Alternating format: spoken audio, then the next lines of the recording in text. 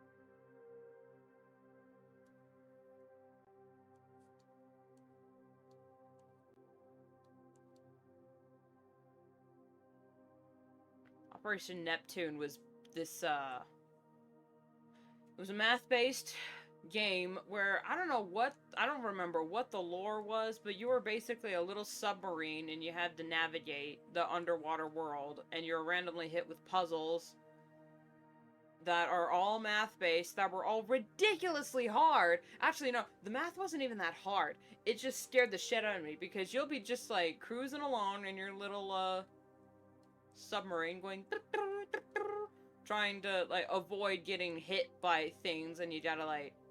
And all the controls are floaty, because it's underwater, so if you're just going... If you are holding the button, you stop there, the submarine still scoots for another, like, half a length. It's like, ah!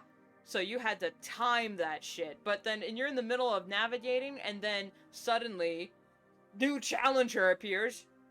The loudest little you've ever heard would play, and then be like, emergency! And then you had to, like, solve a 3 column multiplication problem. There was no timer on that, but if you got it wrong, it would deprive you of oxygen. And also, if you hit anything, you would run out of your oxygen would get lower. So I'm just like, it's just punishment. It's just torture. You're torturing me. You're literally depriving me of oxygen. I hated that game so much. And there was like, oh, fine, Skipper, the friendly dolphin that'll give you oxygen tanks to replenish your supply. That fucking dolphin moved at 3x speed when the submarine literally was moving as if it was underwater. It took 3 to 5 business days in order to pick up speed. I could never catch that goddamn dolphin. Friendly dolphin my ass. I hated that stupid thing, and I hated that game, but the competitive side of me wanted to beat it, and I still have not beat it to this day. I haven't beat it. I beat Math Blaster, because in order to get the full story ending for Math Blaster, you have to beat the game 5 times. Same thing with Reading Blaster. And a Reading Blaster was pretty fun, because it was, like, haunted house themed. And all the little puzzles had, like, ghosts and, like, floating furniture and whatnot. It was really cool. I would really like to replay it again, just for nostalgia. I'd have to hook up the computer. I couldn't stream it because it's on the 98, unless I somehow find it on Steam. Which I don't know, since Steam is being a bitch right now.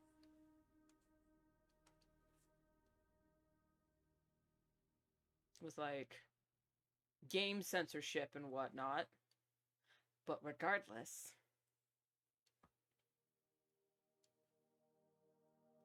It's a really fun game. If you know what I'm talking about, you remember. It's like, oh yeah, I remember those games. Fuck those games. Because you either had to play them in school, or you were like me and grew up with a education-first mom that wouldn't really let you engage with media, and if it wasn't religious, like, if it was Christian or educational, then we got to play. Or then we got to, like, watch it and engage with it. If it wasn't any of those things, we had to do extra chores, or we had a more limited time limit. Like, if it was educational, 30 minutes. If it wasn't educational, it was, like, 15 or 20 minutes. Which, I'm not complaining, but it's just really funny if I had tried to explain that to someone else who didn't grow up with a Christian mom. Be like, wow, they really, you had a helicopter moms. Like, no, my mom cared about my mental well-being.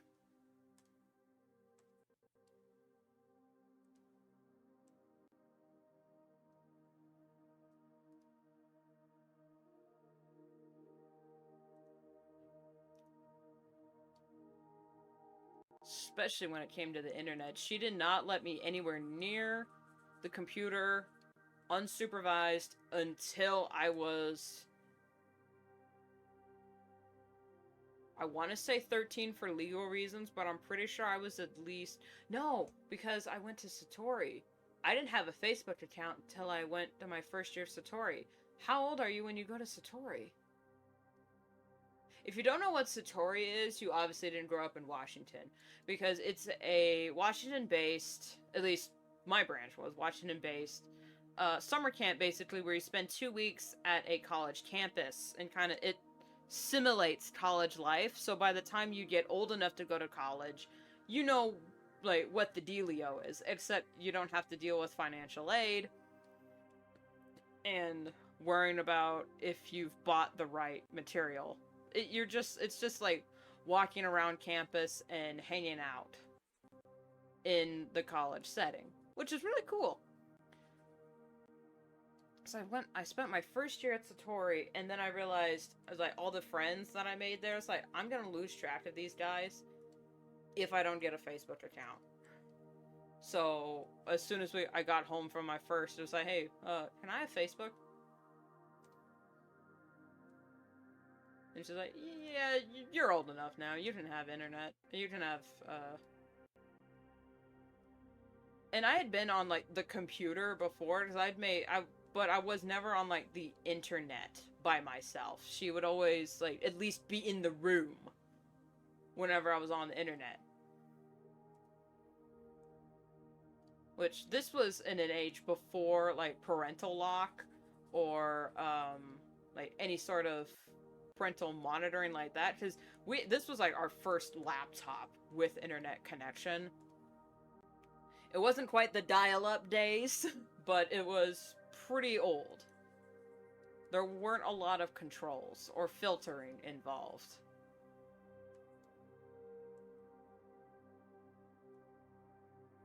I'm just gonna say that's good enough, so we can just move on.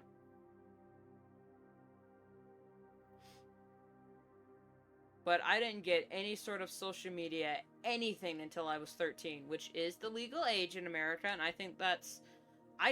personally, I think that's a little young. Especially nowadays.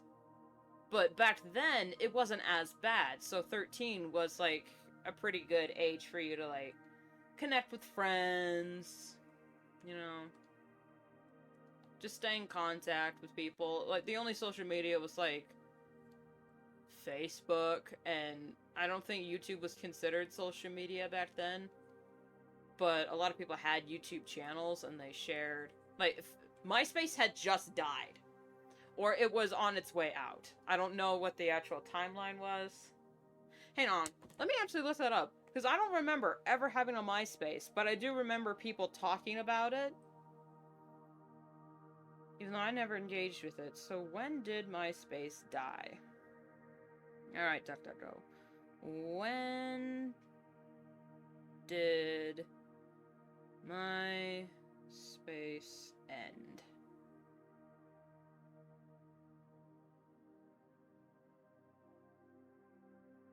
It launched in 2003. Wow. Why does DuckDuckGo never give me the answer that I actually asked for?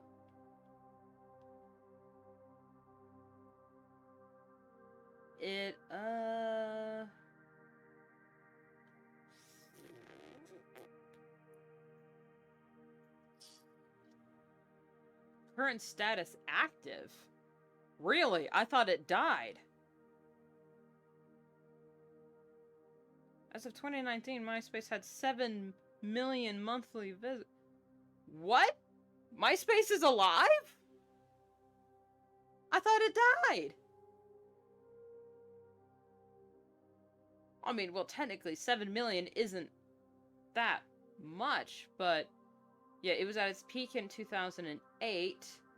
2009, Facebook surpassed MySpace in its number of unique visitors. Since then, the number of MySpace users declined steadily despite several redesigns. That was your issue. You redesigned the website. You need to keep with nostalgia. Bring back the old design MySpace. I don't have no idea what MySpace looks like. But yeah, 2009. 2009. I was 11 at the time. 2012. So, yeah, around 2012 was probably when I got my first social media. So I was at least 14, 13 maybe. I was a teenager. I know that for sure. I was a teenager when I first got into social media stuff. Google Plus was huge when I was in junior high and high school. Actually, no.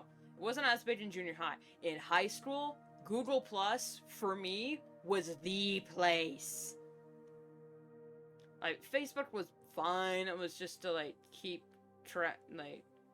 in touch with your relatives and take little dumb personality quizzes, like what donut you are or whatever the fuck. But oh my god, Google Plus back then is what I use for my Pinterest now. Except Google Plus, you couldn't organize your boards, just your communities that you could check into.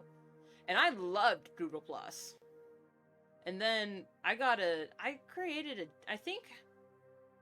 also created my DeviantArt account when I was 13.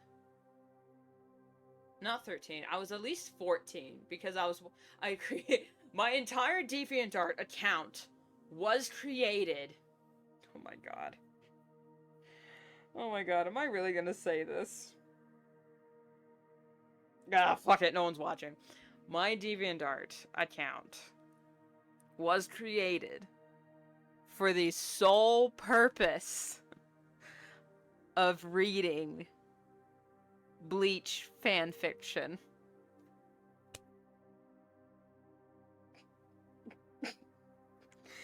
If you scroll back all the way in my favorites gallery, you will find the first 5 things I liked, if they're still up, are Renji X-Reader fanfic.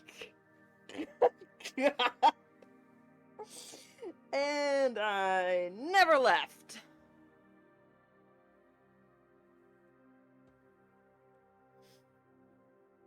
Oh my god, I just aired that out for the internet to hear. That's okay. Now do I still use DeviantArt for fanfiction? On the occasion.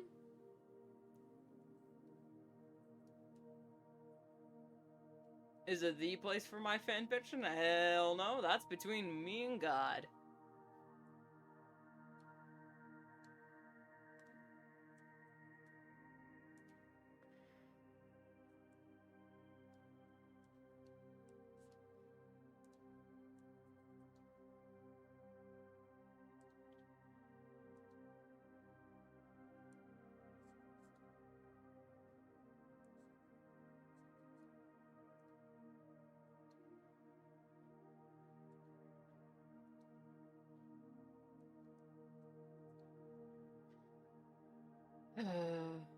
The funny origins. Now my DeviantArt is up to...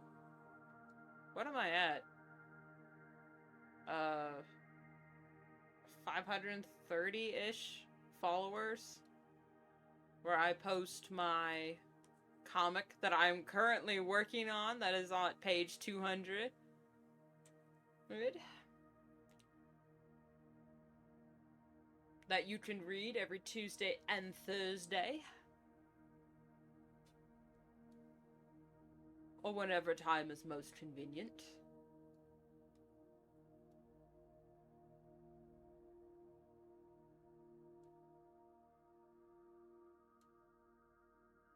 I owe it all to Bleach. I owe my entire DeviantArt career to Bleach.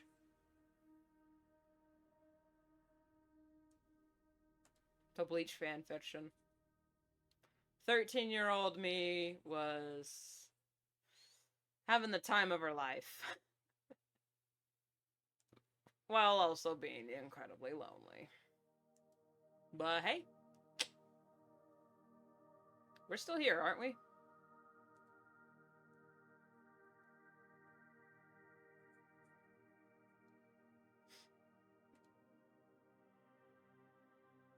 Is it still up? Man, if I honestly, I'm gonna look this up. I think I did semi-recently. Not semi-recently, like, this year, I scrolled all the way back to my favorites because I was trying to find a certain adoptable, like, post that I saved years ago because I was trying to get a list of all the characters that I adopted and was like, alright, who exactly did I adopt this from? Who designed it? Just in case. You know, because I should keep receipts on that. And then I scrolled all the way back to my favorites and I found the first thing I ever favorited, and I just started crying. Crying laughing because I was like, oh my god, I remember this. I didn't read them. I didn't dare read them. I didn't want to relive those memories.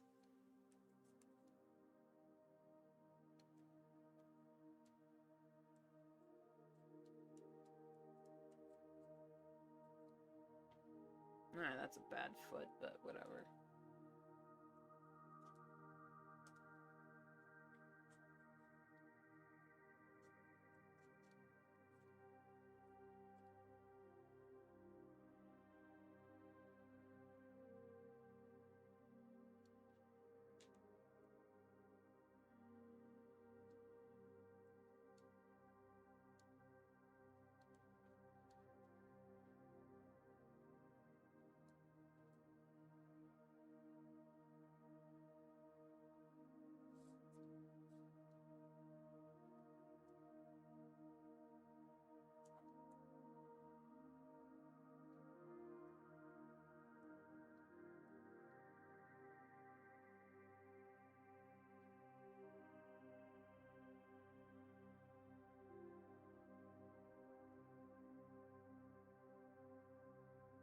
There we go.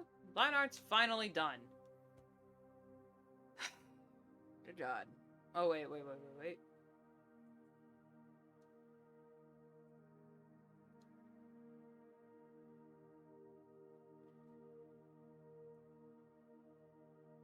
Okay.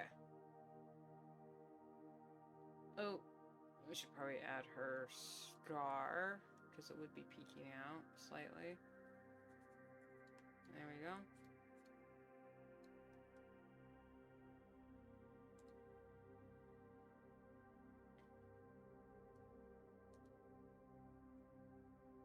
You gotta keep track of these things. There we go.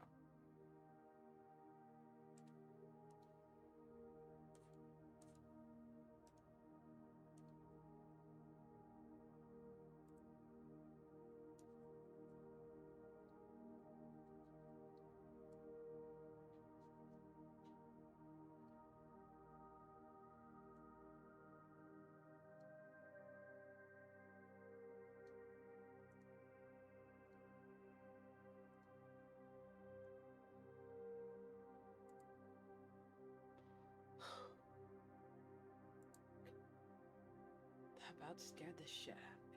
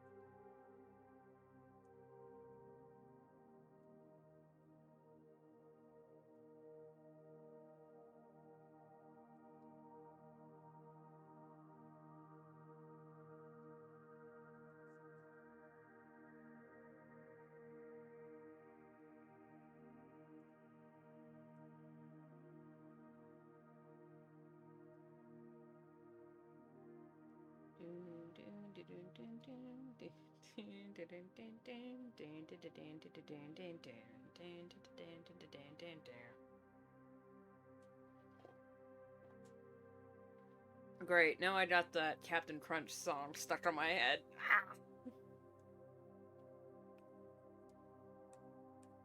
I think you can still find on YouTube if you just type up Captain Crunch Crunchium Adventure soundtrack.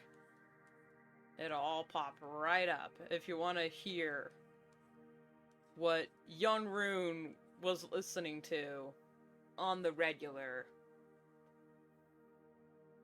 You know, it's fun. I didn't actually play that game that often. Oops, I forgot. But often enough for all the songs to get stuck in my head and to realize I suck at platformer games. But then again, also, Reading Blaster and Math Blaster proved just how bad I am at platformers. Because both levels, I swear, they're the same game, it's just one's focused on math and one's focused on reading. But they both have platformers where you have to jump from... Like, in Reading Blaster, it was you gotta jump from ghost to ghost. That's like... You had these two corridors. And the, like, 3 layers of ghosts were, like, flying back and forth. And they all had words on them. And you, in the different... Playing as this guy, I think his name Raymond or something like that, had to jump from different ghosts that had... I don't even remember what it was. I wasn't forming a sentence or nothing. It was like, they all had to be, like, the same kind of word. And you had to land on them and, like, hit enter or something like that. And then they would, like, turn green and be like, yeah! But if you hit on the wrong one, it would disappear and you would, ah! And then you just appear back on the top platform. Math Blaster had a similar one. Where you had to, in Math Blaster, there was something about monkeys, I don't know what it was, where you had to create this bridge with all these pieces, and then you had, once you cross this bridge and all these little flying monkeys that can't fly for whatever reason, followed you, you would go to this next area and you had to kick, or like move around certain platforms so they could just dink, dink, dink, dink. And it took me the longest time for me to realize, young kid me, because there was no instructions for this part of the game. Only that part. No instructions. You just had to... I guess it was implied that you had to make these little flying, these gliding monkeys safely cross to the next part of the bridge. Wasn't said. They never said, you need to, like, kick across. Because I just went, dink, dink, dink, and then watched the little stupid monkeys that I hated so much just dink, hee, and fall to their deaths.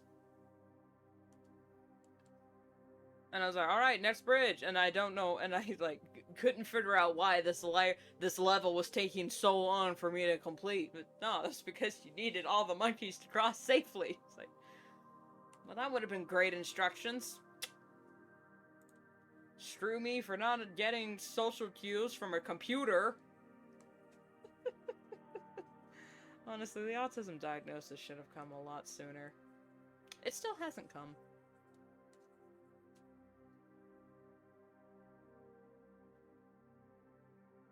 Long story short, I suck at platformers. And I suck at video games. I really do.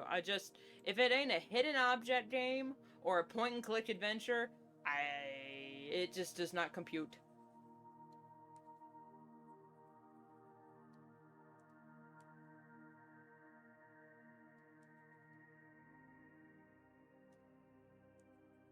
Puzzle games wouldn't be as bad, but the puzzle games that are coming on nowadays are like multiplayer. Which I probably would be able to figure out. Maybe I'd be able to figure out Portals. I don't know. I didn't grow up with video games. I just had CD-ROMs that were all educational or slightly fun.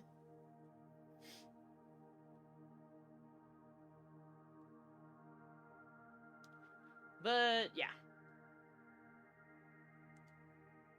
So a lot of I Spy games were played. Which are part of the which were all hidden objects. And hidden object part scavenger hunt. Because like, when you reached near the end of the game, you went on a little scavenger hunt through all the places that you had already collected Like, for the pirate one, you were collecting clues to a treasure map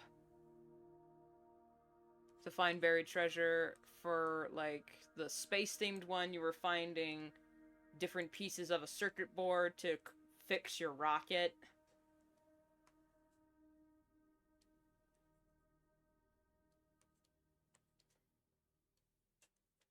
Remember Clue? With Mrs. White and the rope? I didn't play that game. I mean, not as much. About dinosaurs. Yeah, that wasn't educational in the slightest. That was just fun.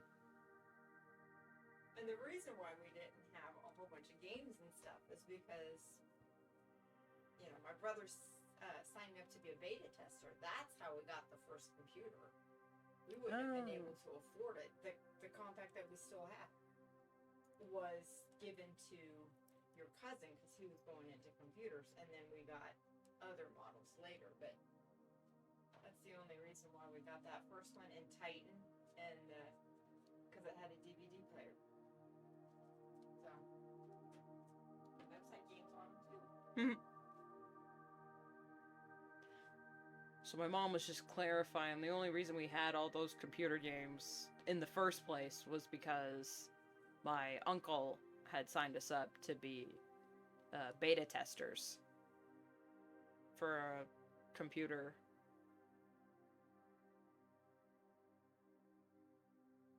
Okay, oh, almost forgot.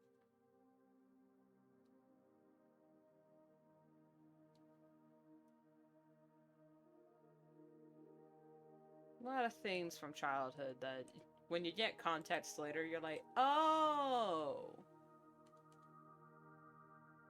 Well, that was weird. Okay,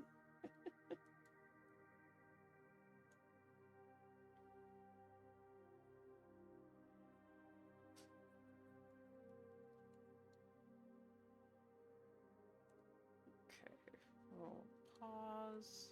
That peek out from under the text bubble. Because I suck at formatting.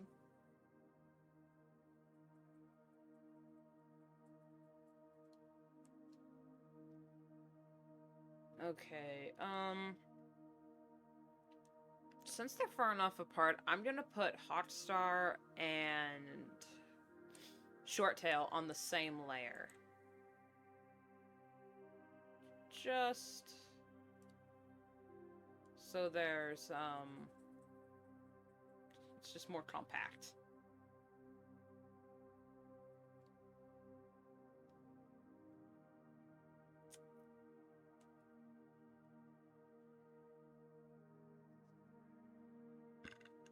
For my comics, I like to put specific characters on their own different layers, just so I don't lose track of who's on first, what's on second, I don't know who's on third.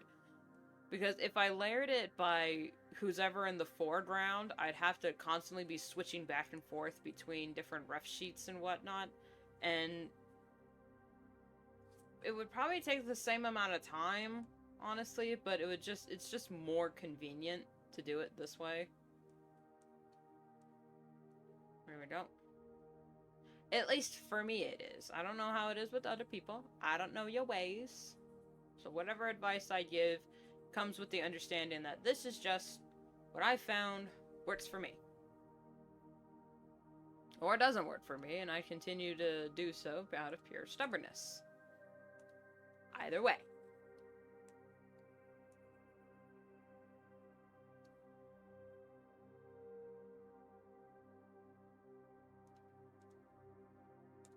Here we go.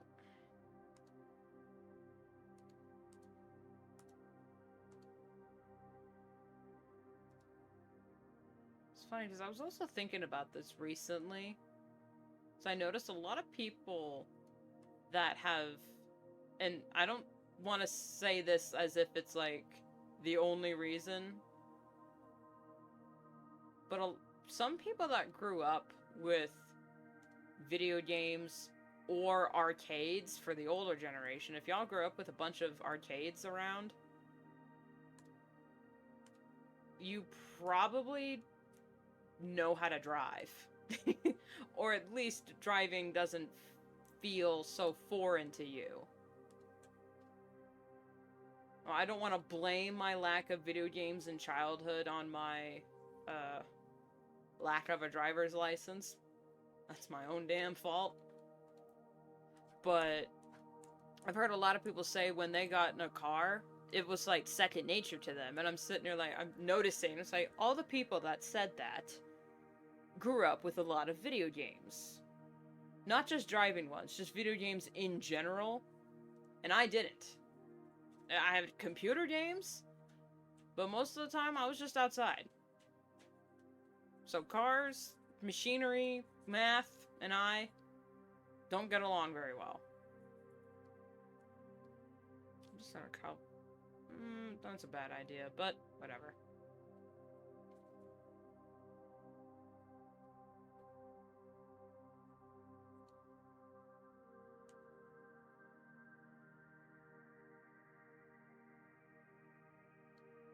Again, I'm not blaming.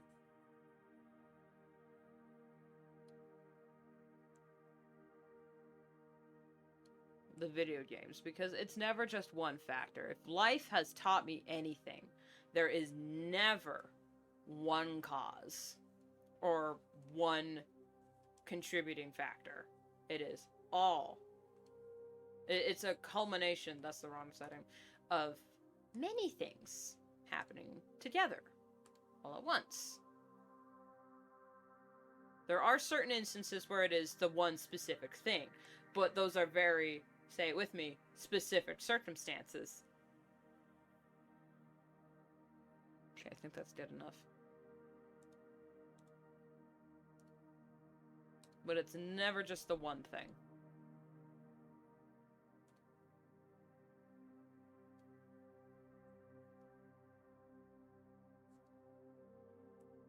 Yeah.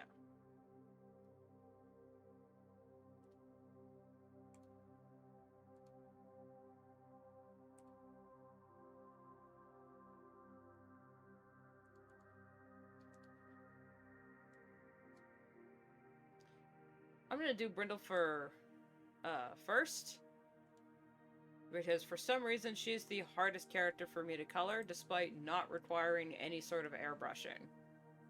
But I think that might be part of the problem.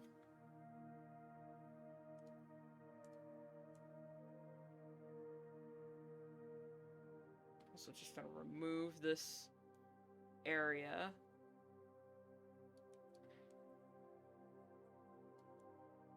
So I can see what the yuck I'm doing.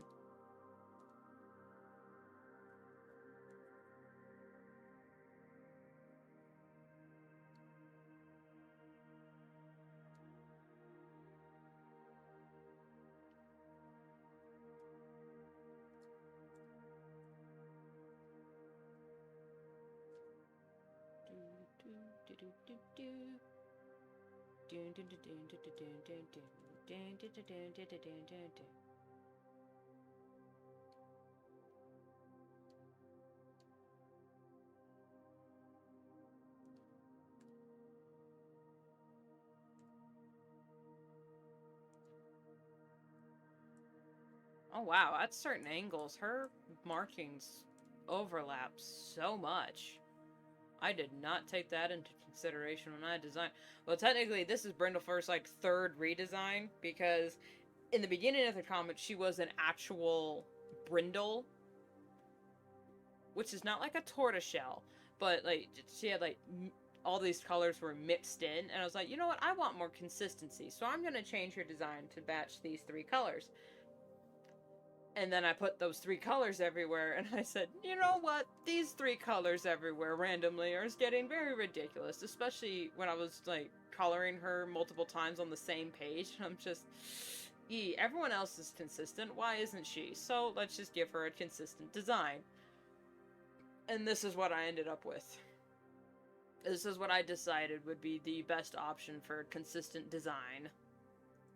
And it's not that complicated. Let's be honest, guys. This design... I don't know, let me pull it up. This design is not that complicated. It's just a lot of back and forth, because I can only have 2 colors selected, and she is a total of 4. Not including her eyes, her nose, and ears.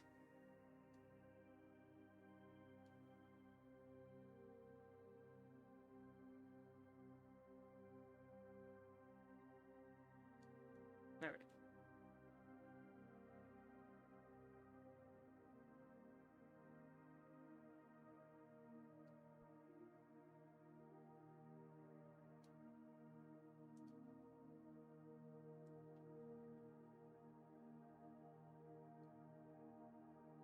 You know what's also really funny but sad, and I'm gonna be screaming, pulling my hair out later? Brindlefer is not the most complicated character design in the comic. There's another character that has an even more complicated design. And it's... I will say this, it's technically not my fault, because I adopted this character. And he came like that. So you know what? I'll just roll with that design, because I really liked it. I adopted him. Of course I liked his design. And which way would that be pointing, since her shoulders pivoted outward?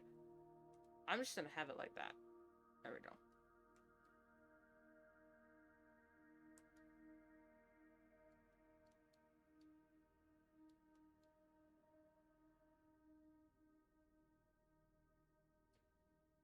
One thing that I did do, that past me did do, and I am very thankful for, is I put the colors together in pairs. Well, not really in pairs, but like this tan and orange appear together for the majority, and this brown is either under or in between, or right next to.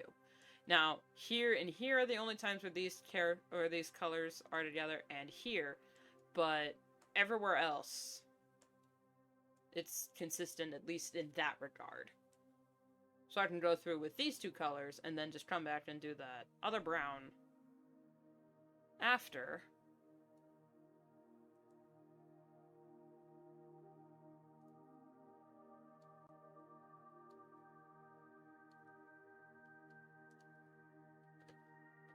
She's pointed this way, so that means this hook thing is doing this number.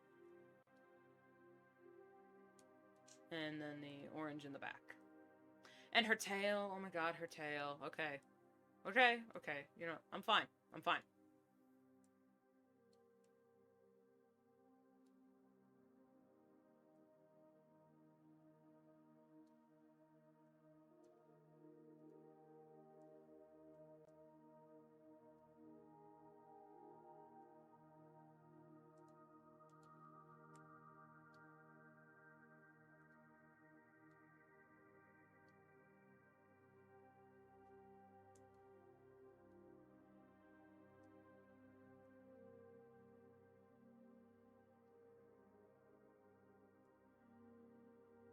I am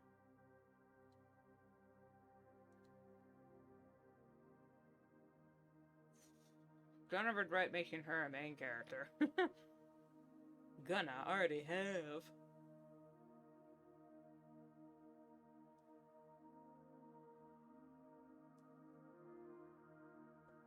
I kind of have gotten away with her design a little bit by having a lot of high emotion close-ups, which are a lot easier to deal with.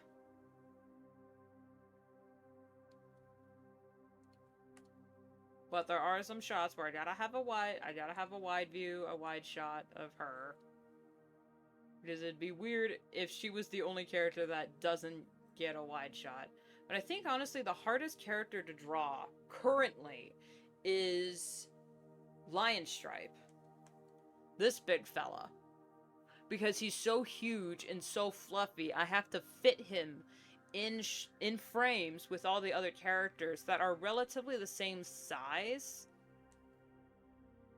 You know, except Shorttail and Hawkstar being short, but short characters are kind of easy. You can just kind of just put them in anywhere. This big guy is so huge that I have to, like, rework entire angles to make sure that he's just not, you know, this giraffe in the corner that we never see. But not so overpowering to where he, like, takes away from all the other characters in the frame. And I think I've done a good job of that? I don't know. Read the comic and you tell me if I'm doing a good job, or if I'm shit. Not so subtly trying to convince people to read my comic just so they can say, oh, you're shit. And say, ha, joke's on you. You've read the comic. I live in your head rent free now.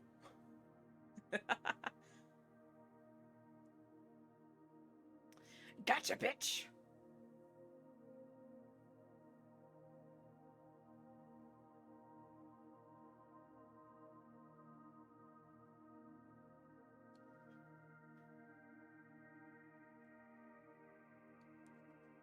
I hate rage baiting, but sometimes I'm like a very small, quiet, petty side of me really wants to rage bait people into reading my comics just so I can say, ha!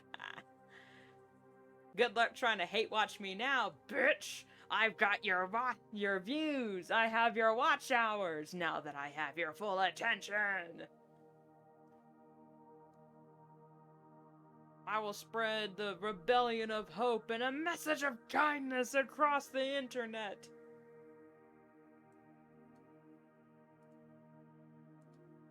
But then I'm like, alright, let's calm down, Lex Luthor. It's nothing that crazy, we're just drawing cats. For this series, for a different series, that would be another matter entirely.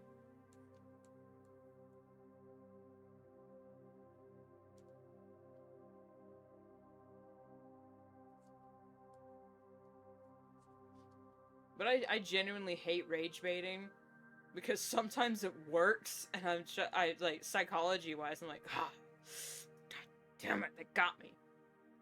And then I hate them even more because, ooh, they got me. Now, rage baiting in commercials, oh, I genuinely hate that from a fundamental level, to the point where, like, hey, yeah, it'll make you remember the commercial and check out our products. It's like, no, I am actively boycotting you right now because you pissed me off.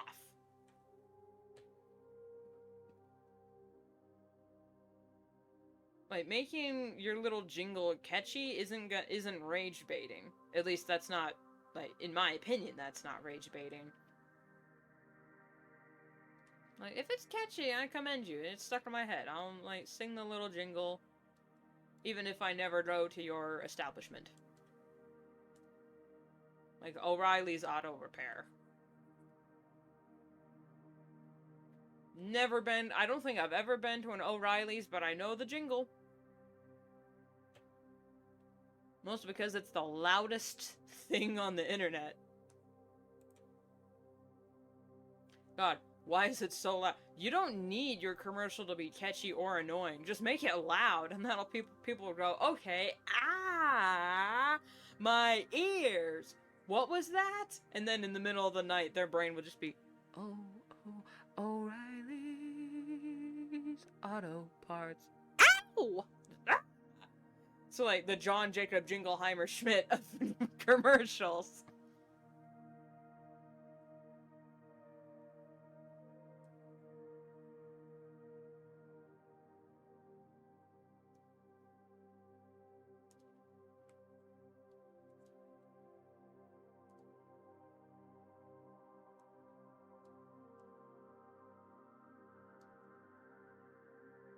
Saying that name out loud makes me want to sing the song now, and I know that's gonna annoy every single person here, and y'all are gonna leave. So, I just won't, even though it's now burning its way through my,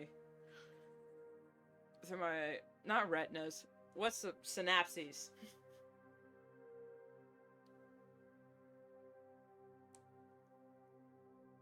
I'm trying really hard, guys. I really am. I'm Pray for the fallen soldier, man.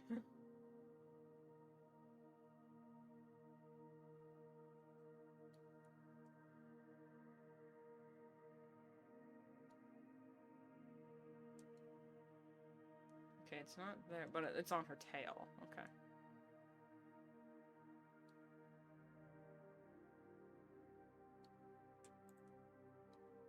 Nope, that's the...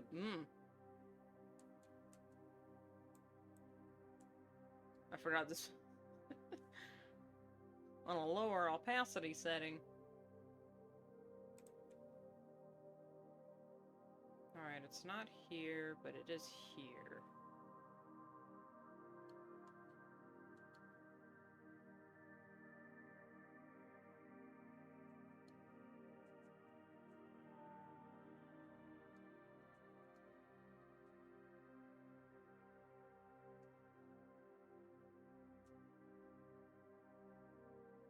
It's not there. Okay. She's done. No, she's not. Ears and nose. Ears and nose. Okay, we got nose. Nose.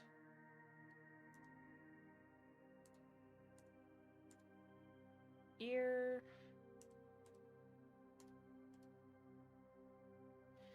Ear and nose. And mouth. Can't forget mouth.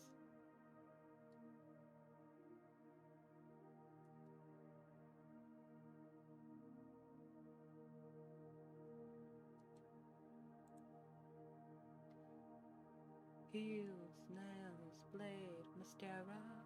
Fidget for my napalm era. Need to beat my face, make it cute and savage. Mirror, mirror on my phone. Who's the baddest? Us. Hello.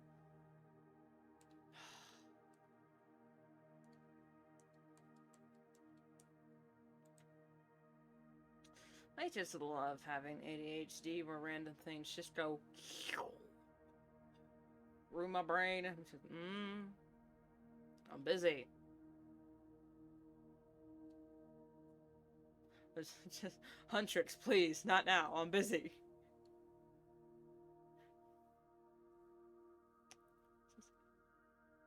Better sit down for the show, 'cause I'm gonna show you how it's done, done, done. Not now, kitten, I'm drawing cats.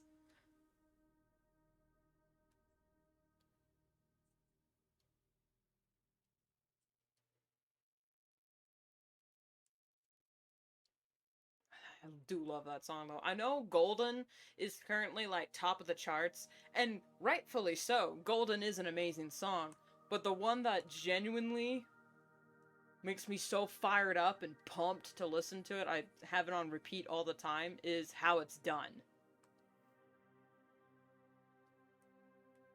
That one, mwah, beautiful.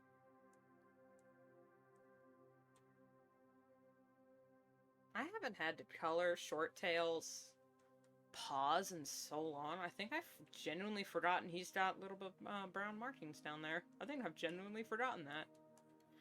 Since he and Hotster are on the same level layer, I think I'm just gonna do both their whites at the same time.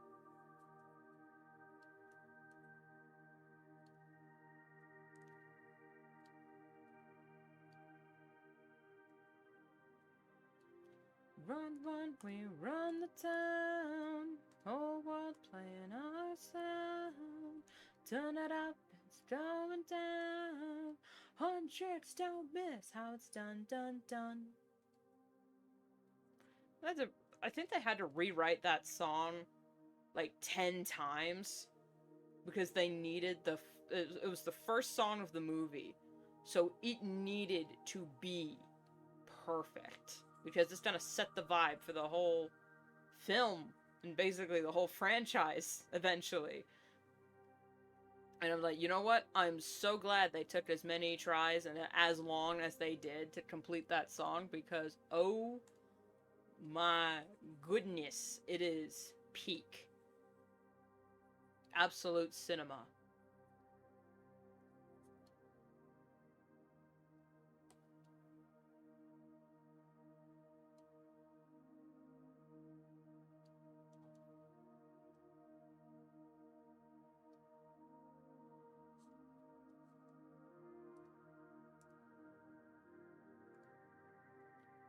However, can Absolute Cinema take a break from blasting through my brain right now?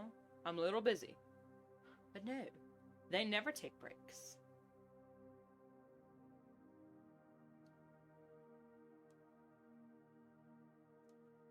Their 3-month hiatus only lasted like a day. Their 2-week hiatus after their world tour lasted all of an hour. Which I think is really funny because I, like Rumi, also do have workaholic tendencies. To the point where it's detrimental to my health and I'm forced to stop working because my body literally is trying to die. It's trying to die just to get me to listen, saying, hey, see, I told you we should have stopped 20 minutes ago. Because I've been streaming for an hour straight. Have I taken a stretch break? No. Do I do drawing warm-ups? No. Have I stopped to rant a few times and I count stopping to rant about whatever topic for 5 minutes as a break? Yes.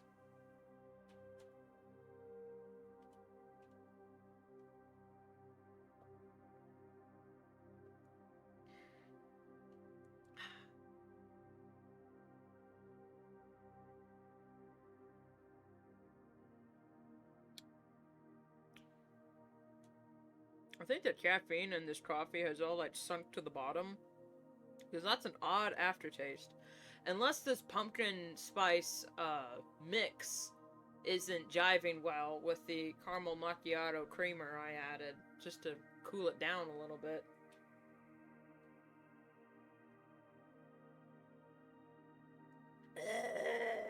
But it's good. It's palatable. Where are we? We're in my room. Here we go. Oh, puppy. Aww. Oh, doggo. Are you okay? Aww. My poor old man's. For the past few months, he's had a consistent cough.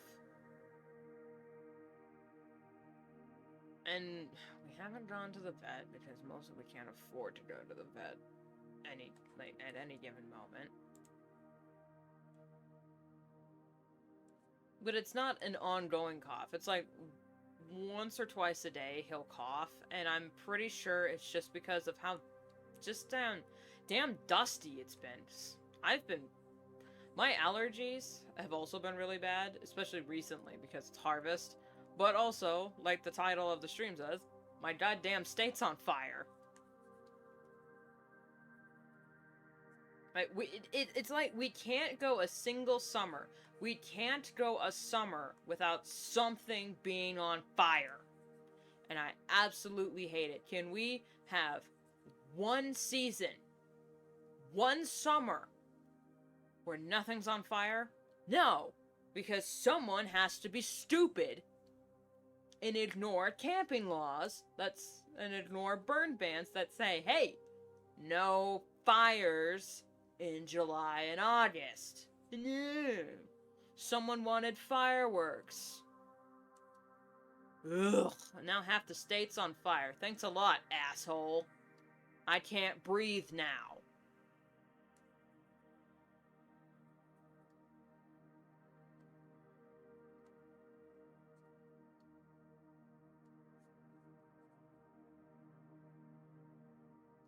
As much fun as fireworks are, I think commercialized fireworks should be illegal. I honestly believe they should be illegal, at least in some areas, because then people are gonna go to that other place, buy them, come back here, set them off, when we still have the same problem, except now it's just more illegal. Like, oh, but that's the government taking away our freedoms. Yeah, and that forest fire that you started with your God Bless America freedoms just destroyed 10 people's homes. I'm sorry, but when your freedoms, when your personal freedoms are threatening other people's livelihoods, your freedom needs to get taken away, because their livelihood is more important than your freedom.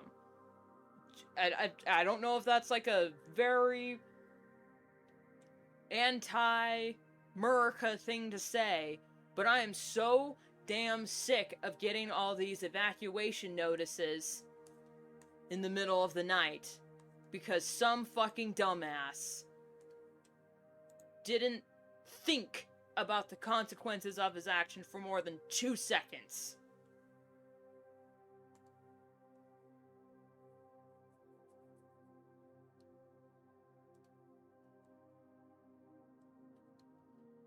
Because let's be honest, fireworks are an explosive. It's literally dynamite. You're handing out dynamite to children. And then now you have the nerve to act surprised.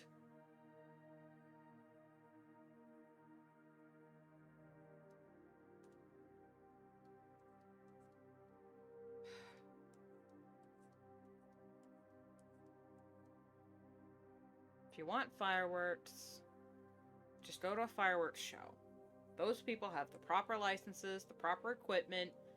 Emergency response is immediately on standby, just in case anything goes wrong.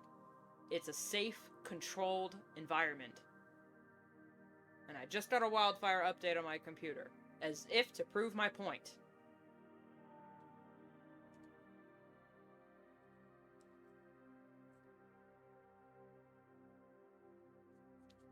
And it was funny, you asked any fireman, they would love to not be able to do that, to not need to do their job.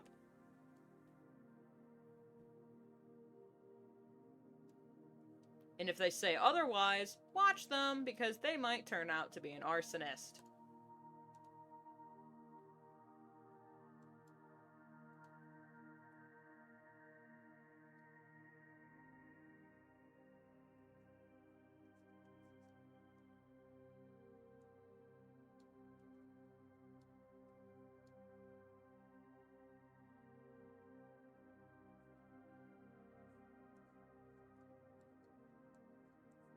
And don't get me wrong, I don't have pyromaniac tendencies, but as a kid, you know, you're fascinated by fire.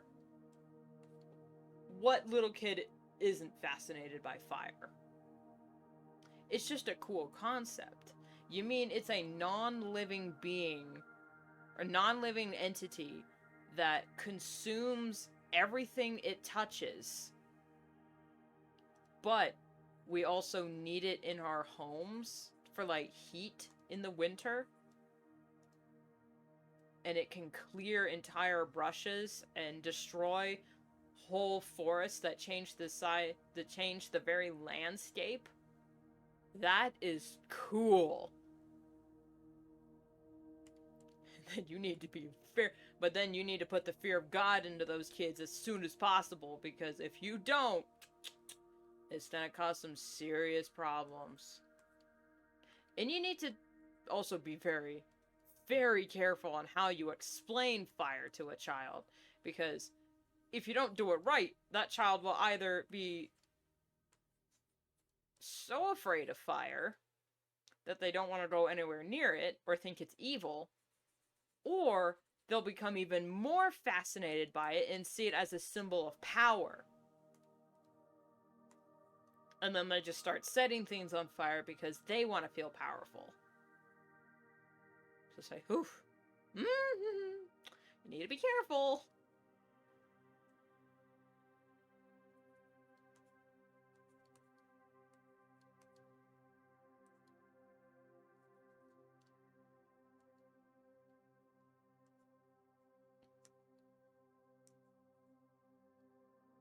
Because, like, arson is one of those things, it's almost like, it's not quite like murder, but, like, once you get a taste for it, it's really hard to like, fight those urges. Because, yeah, once you get a taste for it, I don't want to say there's no going back, because people have come back. But it was a long and hard journey, man. Like any addiction. It was a long, hard, arduous journey.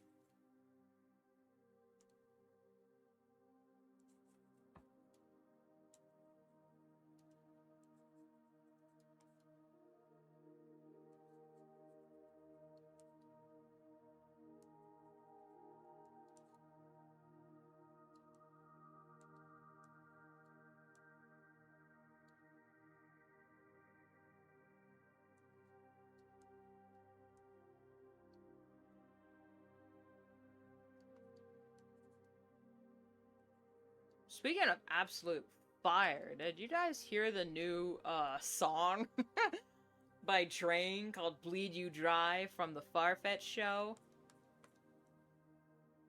God dang, that song was so good. I'm a little upset because I misheard the lyrics in the beginning, you know, right before the big bass drop, because it's EDM. I love EDM. I thought he said bleed for me baby before, you know, right before the bass drop, but not. He said sing for me baby. It's like, oh, okay. I mean, that's still cool, but you know, I was kind of hoping, you know, since the song's called Bleed You Dry and he's a vampire, you know, that, you know, it's a bleed for me baby. No, it says sing. Misheard lyric. Hey, but other than that, the song is absolute. It's an absolute banger. I need to learn the lyrics because it's also played in my mind.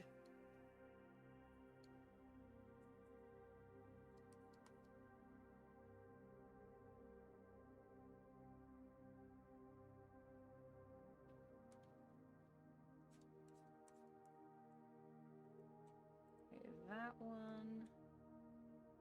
And mouse color, maybe? There we go.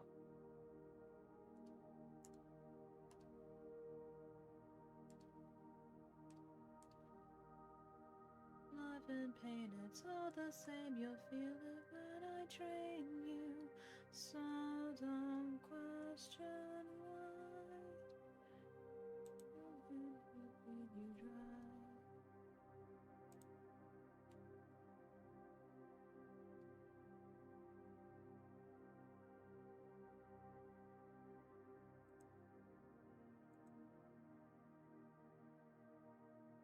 Oops. Haha, lol, I'm so clumsy.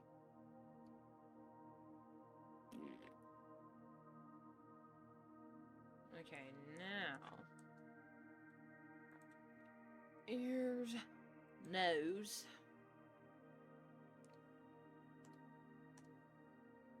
That's his nose color.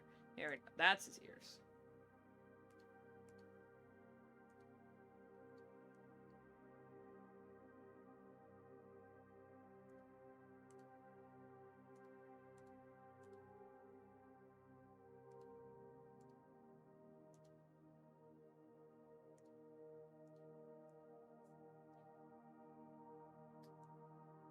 I will bleed you dry. Welcome to the slaughter. Stream it to the sky. Hide your sons and daughters. Love and pain, it's all the same. You'll feel it when I train you. So don't question why when we bleed you. What's the lyric? It's like something when we bleed you dry.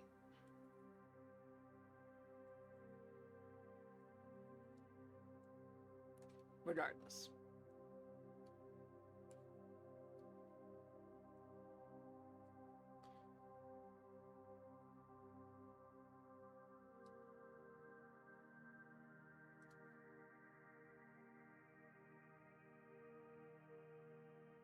Love and pain, it's all the same. You'll feel it when I train you.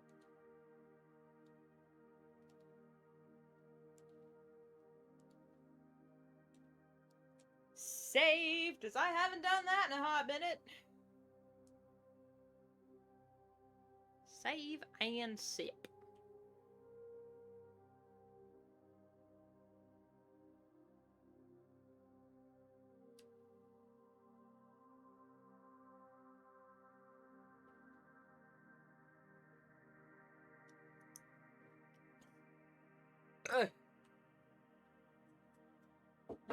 Finish that mug.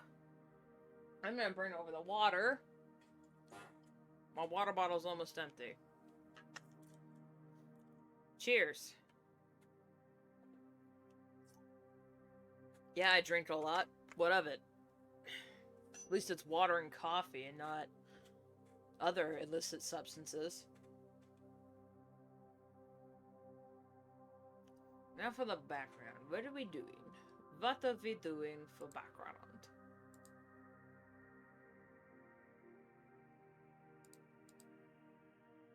Since this background connects into this one and here, I think the best thing to do is make this some sort of solid. That's not great.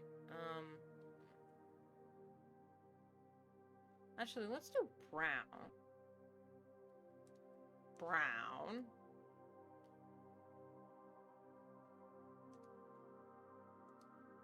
And then just render everything on top of it.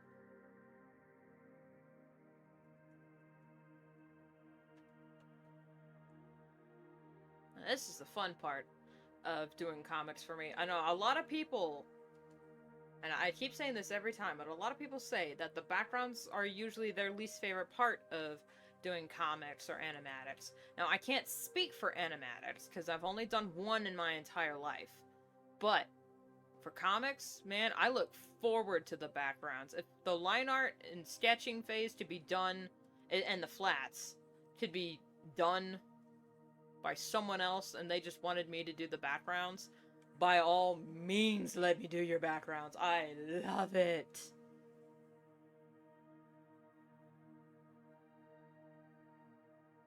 Alright, where's the shadows coming? Okay, the light's coming from in here, through the trees. So especially in here, this is in a shaded area, so it's going to be a lot darker. Plus, it's also where the characters are sitting, and we want them to pop.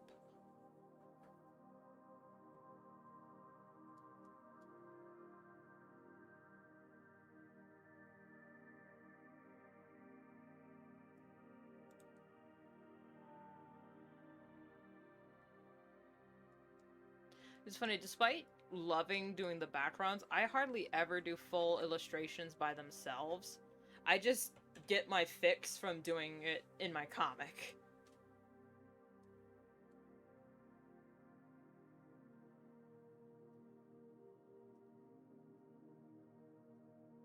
Which is honestly kind of funny.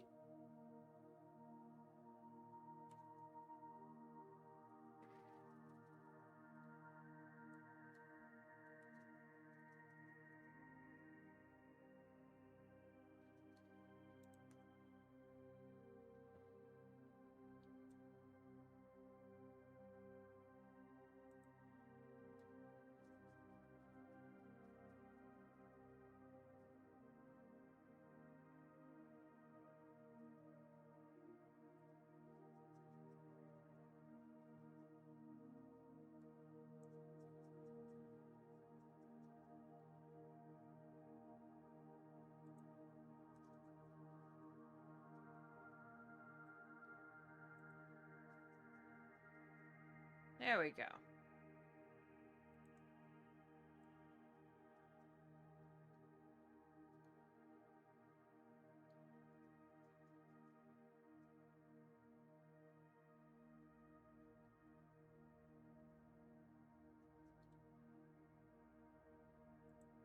Sorry, I locked in there for a second.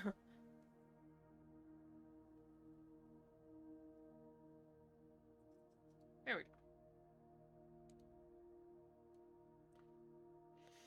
And now... Ay, ay, ay.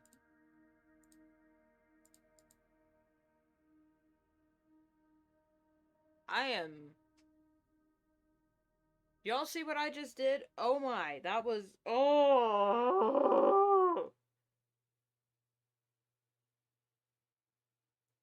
That was on the same layer.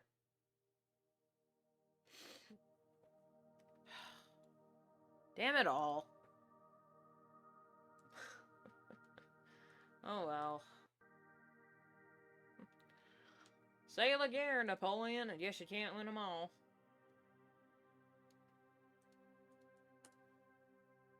If you get that reference, sound off right now, because I need friends.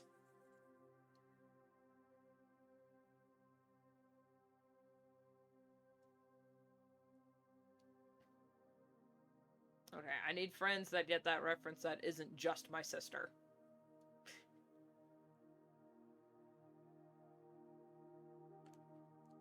Nope.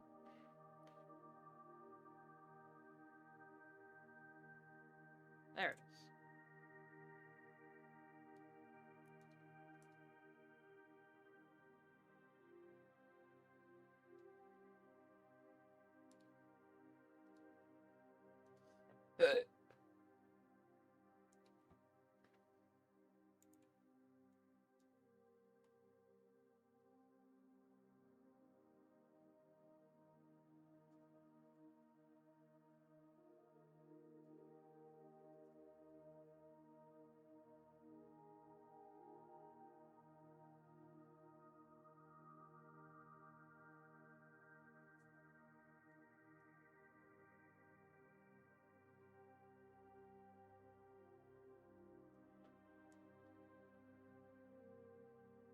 I've said this on stream probably multiple times, and I've in fact made a whole video talking about how I color my comics, but I always do the, I follow the rule of 3, where you always want a base, a shade, and a highlight color, and if you want more depth, get colors in between, or you just color pick directly from your rendering.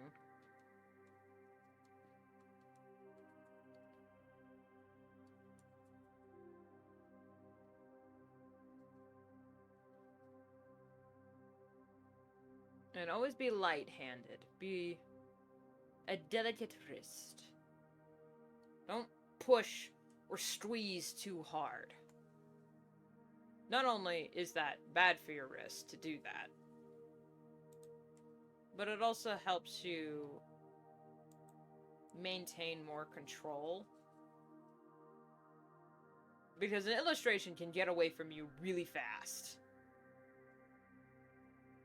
Really fast.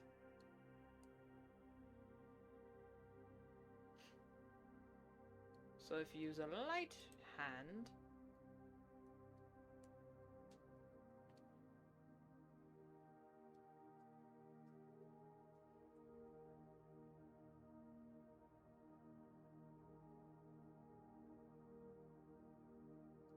it's less likely to run away.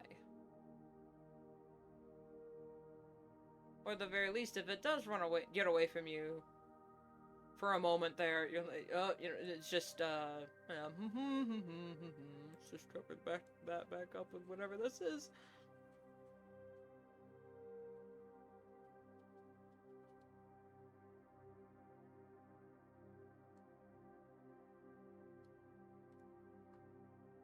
Always be conscious of what layer you're on as well. That'll get away from you too. Alright, that's those bushes. Done. Now we go to 3. Always think tree. Tree.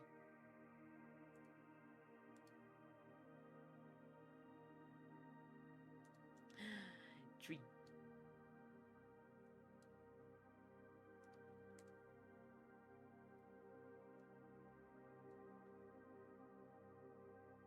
There's a gap there. There we go.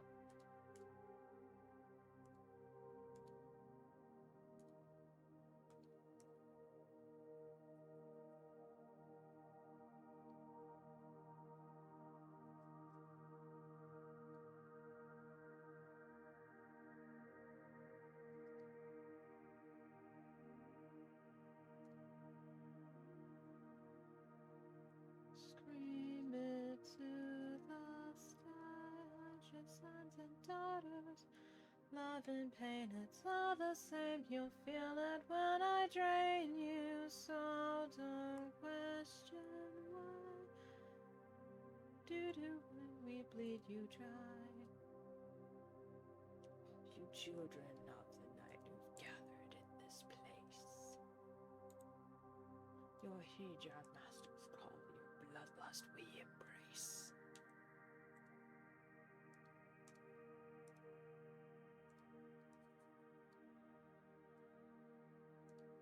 Sing for me, baby.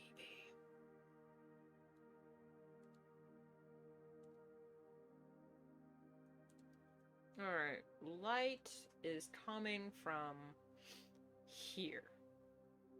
So, shadows. Highlights are over here.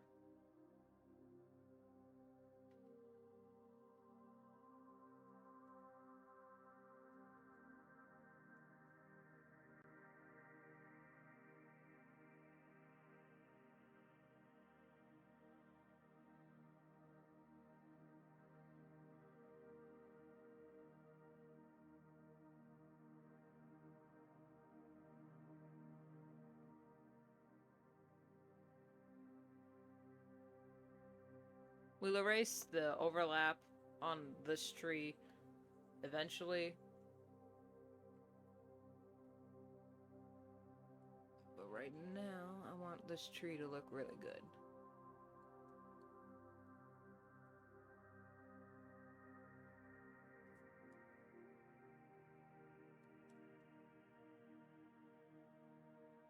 If anyone's curious for what brushes I use for rendering the ground, rocks, and trees, it's literally just the airbrush tool. That's all I use, just the airbrush.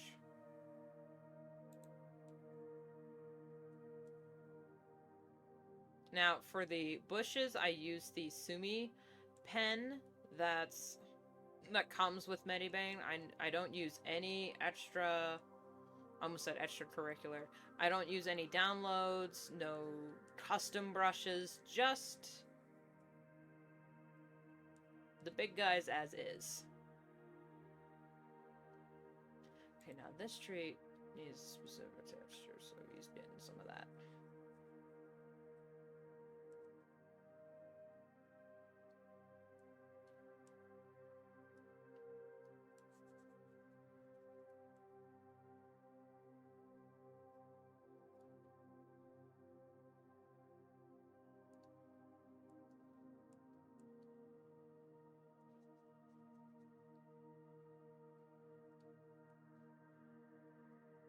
This texturing technique is how I also get away from having to come back in and think about shading and lighting, because you just handle that with the texturing. Literally, that's all you gotta do. Just take care of it when you're adding gradients and texture, and then boom! That's all you need.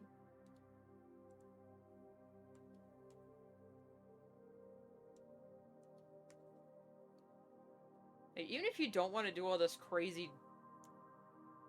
like, all these crazy textures that I do, because I'm crazy, just, again, the airbrush tool with a gradient would get the same job done, and it'll still look good.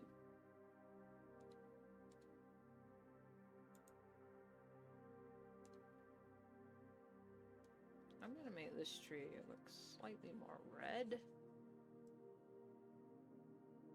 just to give it a little bit more personality from this tree.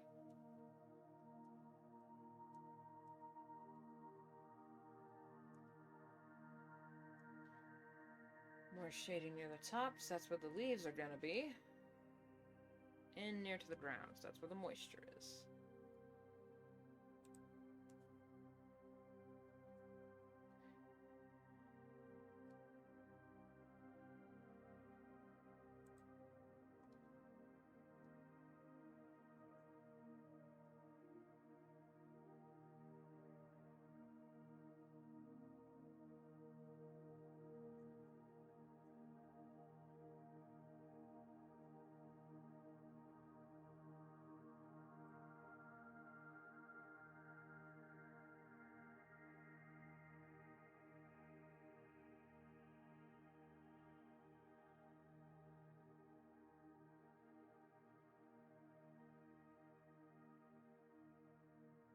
One by one we bite the dust. We kick the butt to begin to rust. Give up the ghost when your number's up. We all fall down. Ashes to ashes, bones to paste. You wither away in your resting place. Eternity in a wooden case. We all fall down. Dun, dun, dun, dun, dun, dun, dun, dun, dun. Da da da da da da da da da da.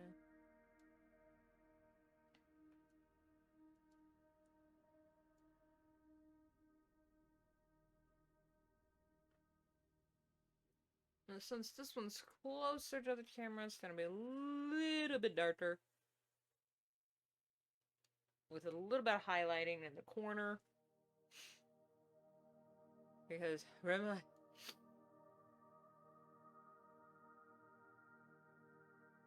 I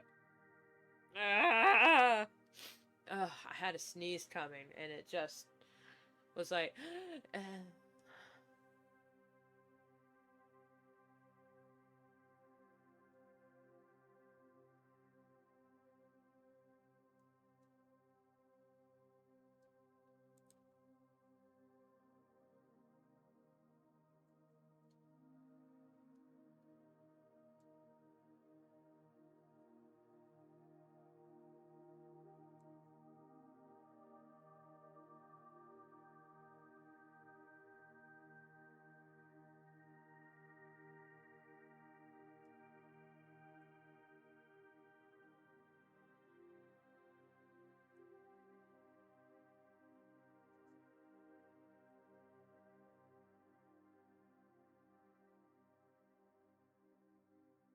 I'll come back later and add some, multiply layer.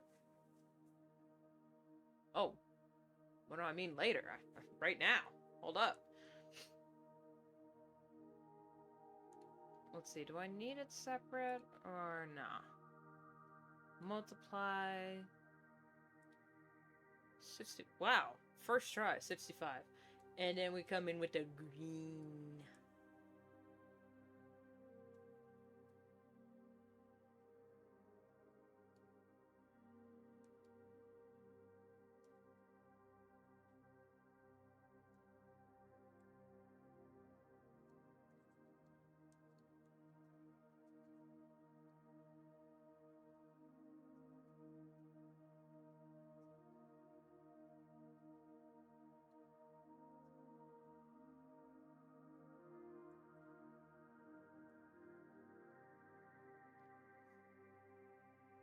I think I can just merge all this down... Not yet. Hard light, 50... Oh, that was a 50. 50.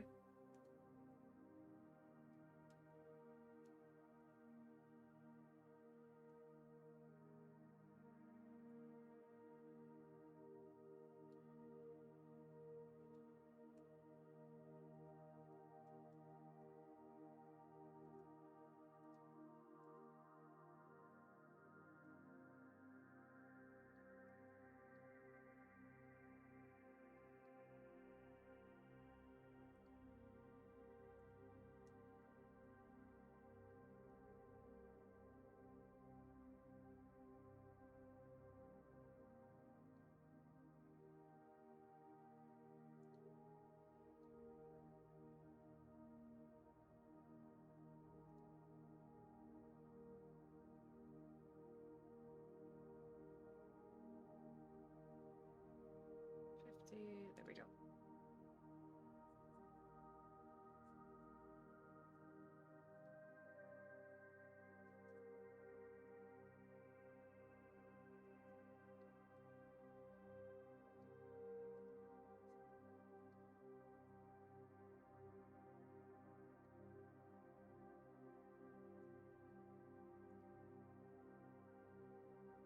Come on.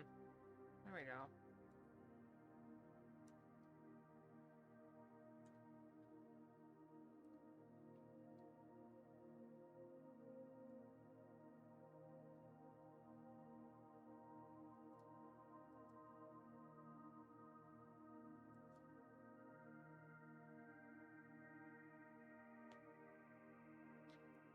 it all looked more uniform when the characters are shaded in.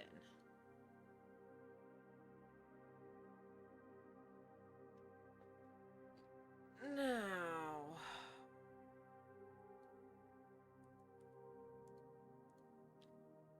for Ms.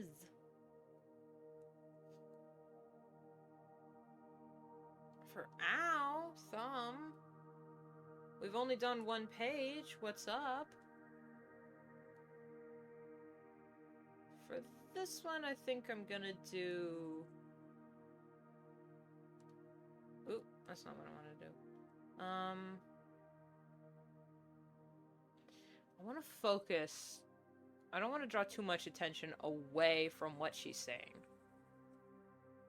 So I think I'm just going to do like a little bit of this and that, just to make it feel. Yeah, that's a little dark. Like there actually is something behind her. And it's not just a green blobish.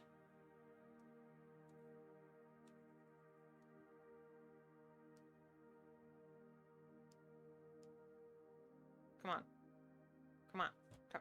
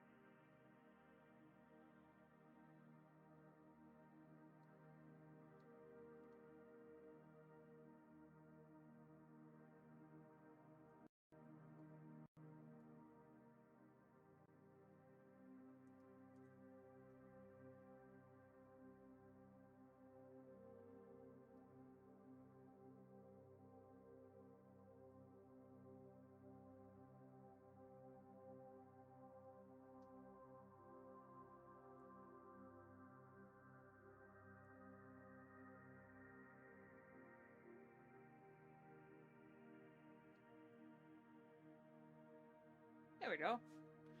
And then we can just shh with some sunbeams. Because she is backlit in this shot. So let's chillax on this layer.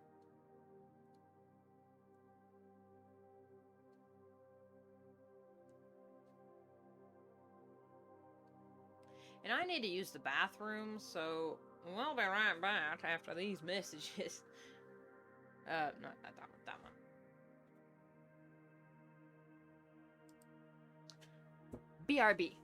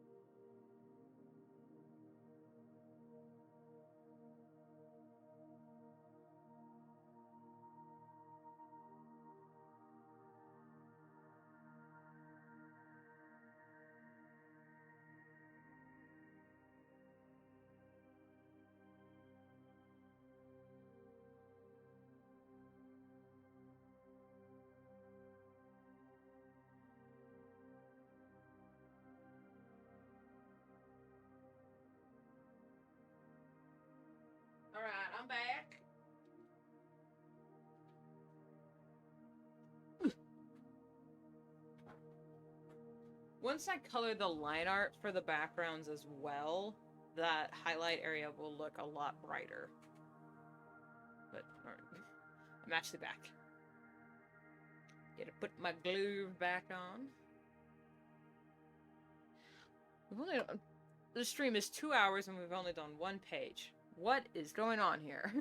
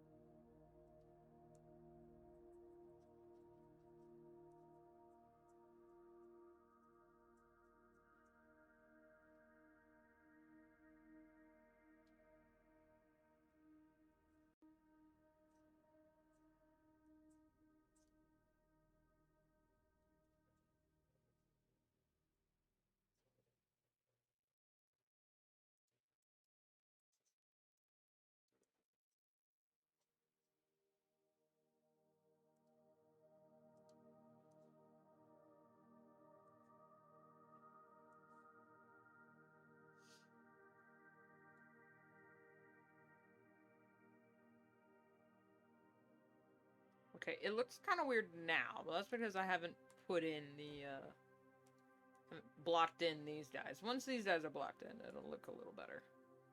Now, let's do that.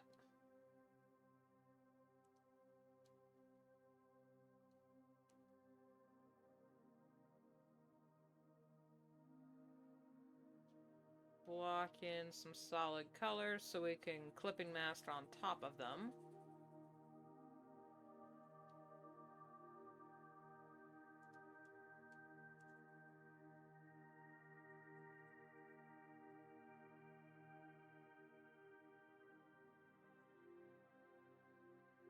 And so we can, like,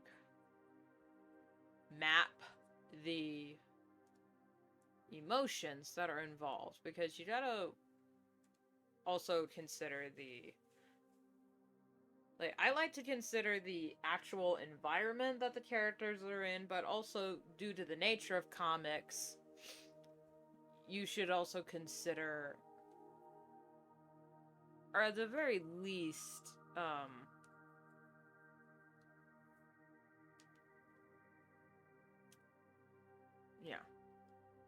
yeah, you should consider the emotions involved. Which, in some scenes, what I've done is,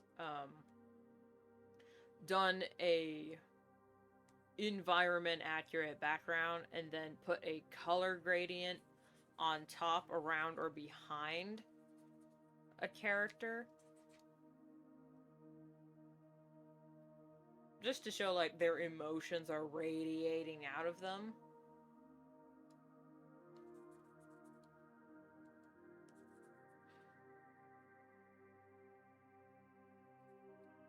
But I don't know, maybe that's a little corny, because with, like, manga, it's just a blank background and then maybe an establishing shot. And they show a character's emotion with, like, action lines and expression, which I still use. It's just sometimes... I get it. Social cues are hard.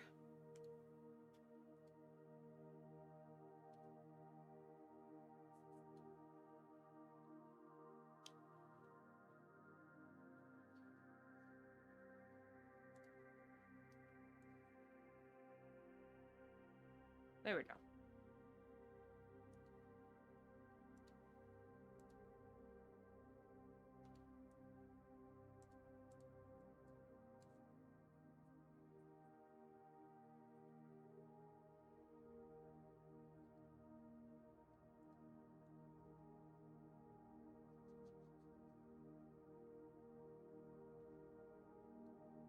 I'm gonna use this pen, actually. It just feels less, messy.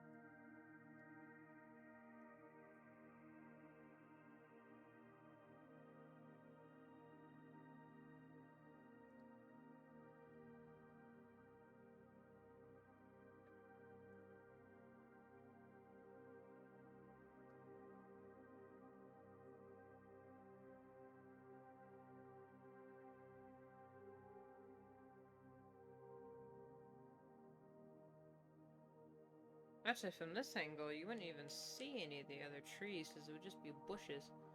So it would just be...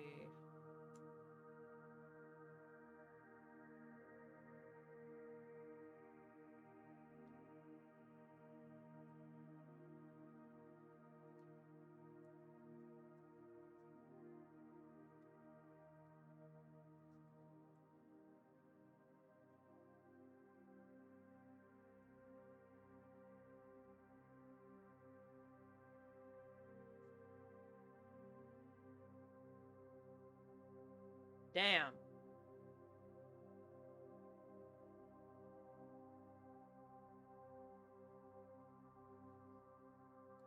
That's not too good, is it, Chief?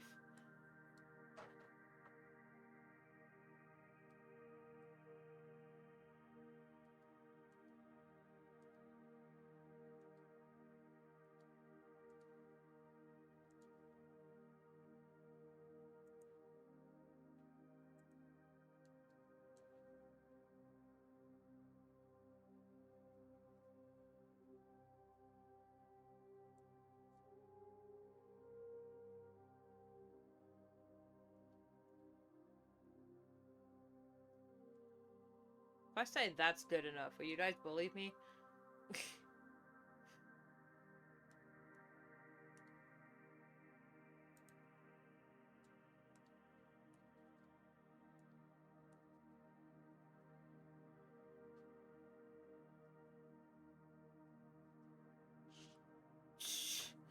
Jeez, what was that?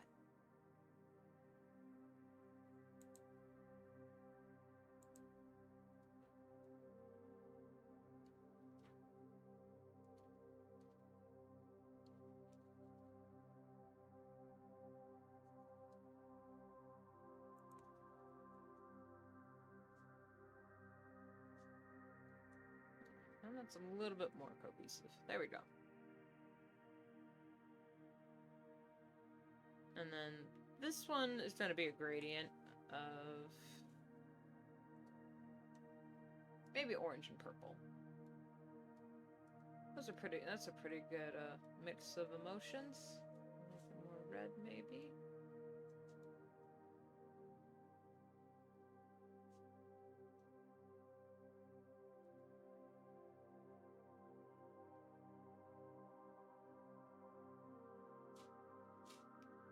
That purple, more purple.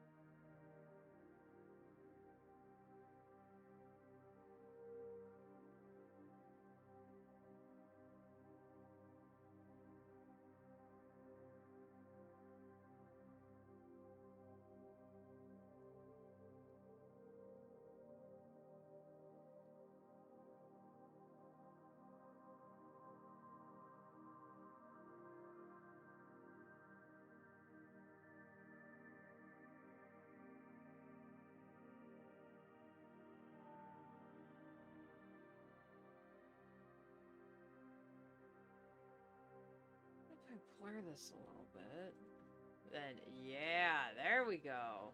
That's pretty good. No, that's not. There we go.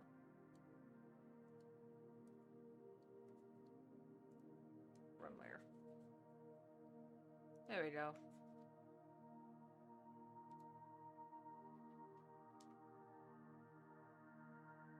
That's pretty good. I'm gonna add a little bit more dark purple up top.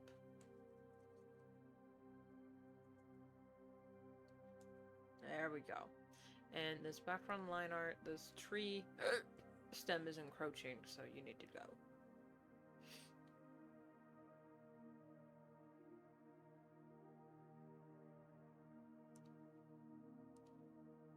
And you also need a highlight layer at 50, or 49 is fine.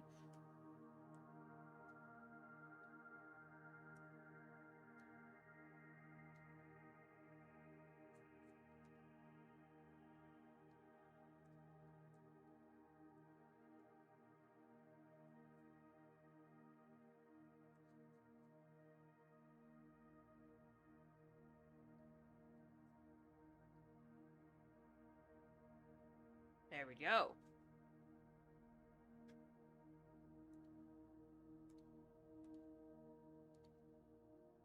This layer, this one, is...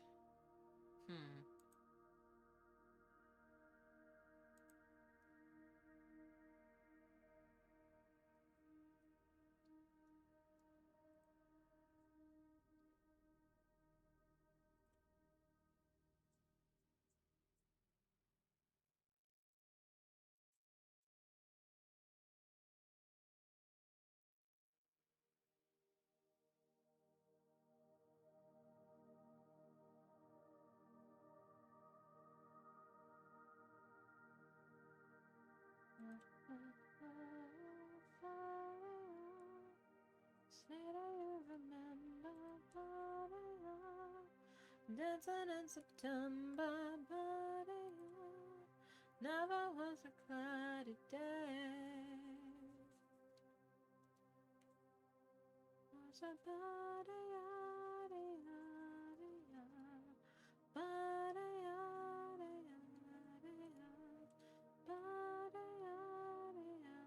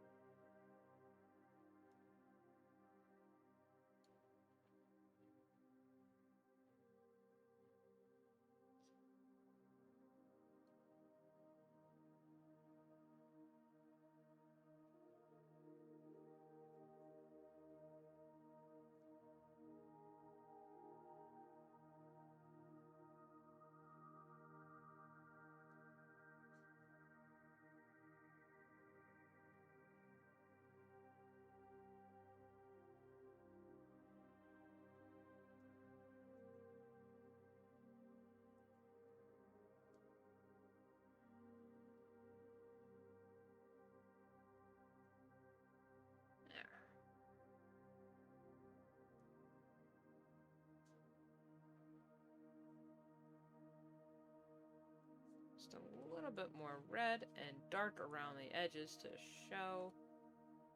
Yeah, there we go. Now this one, oh my god, kind of lost. What are we doing? What are we doing? Who are we?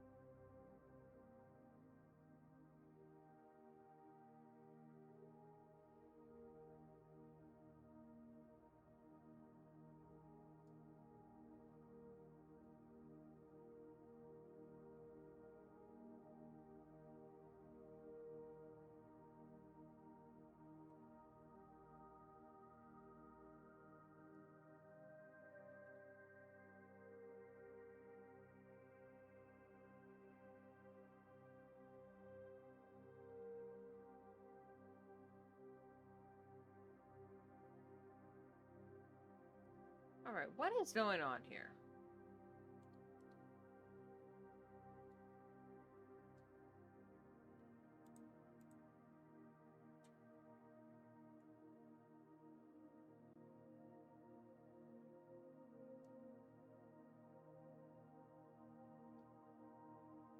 No. Alright.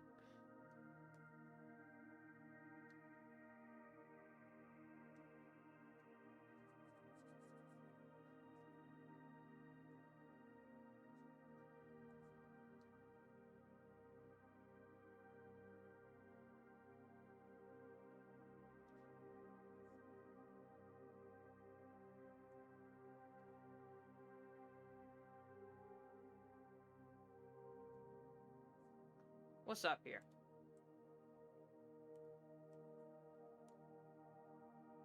Why isn't this working?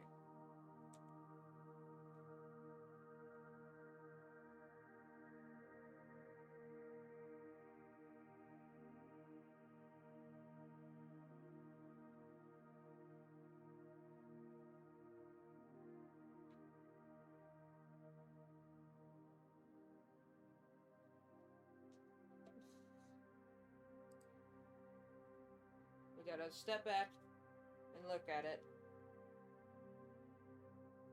Maybe if I just change the color. That'll help. What does this box need to be?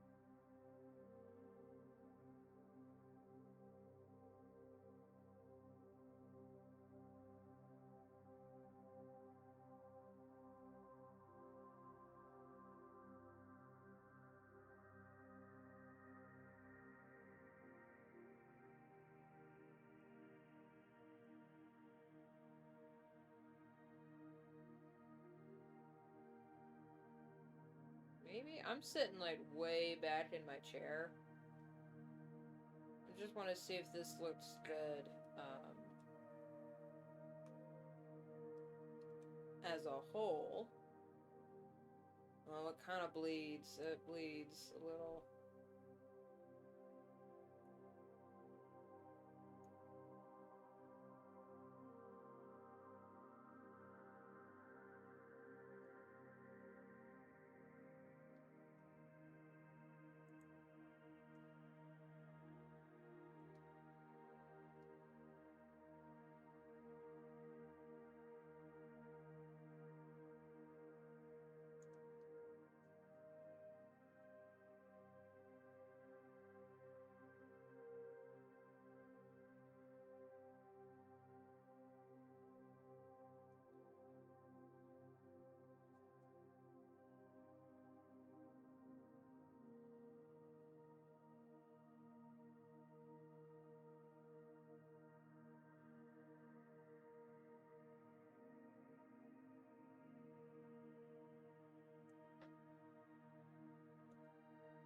Ugh.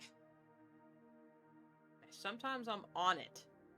Like on top of the rendering, and it just flows from the pen like river, like river, like whoa, like water down a stream.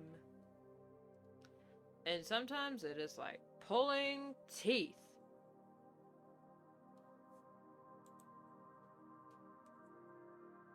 Because you just gotta wonder sometimes, like, where did this inspiration go? Where did it go? I don't know. But it's gone.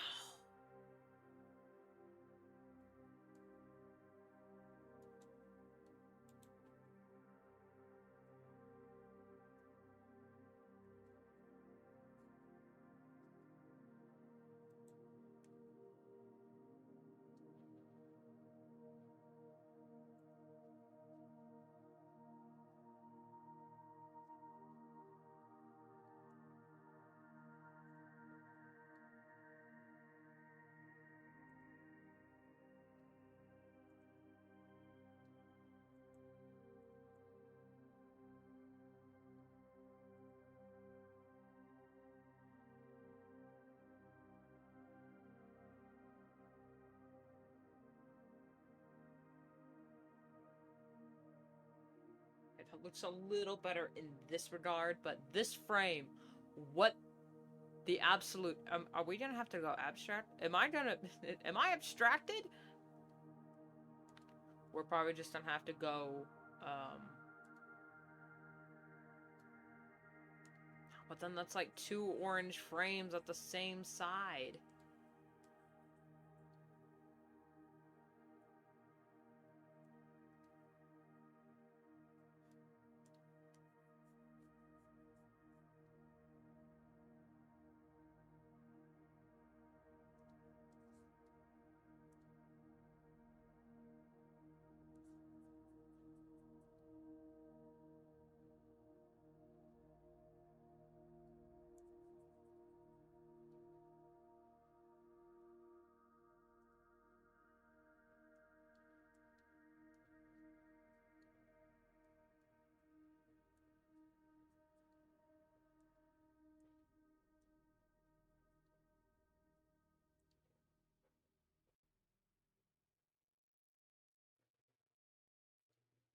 That's not good at all.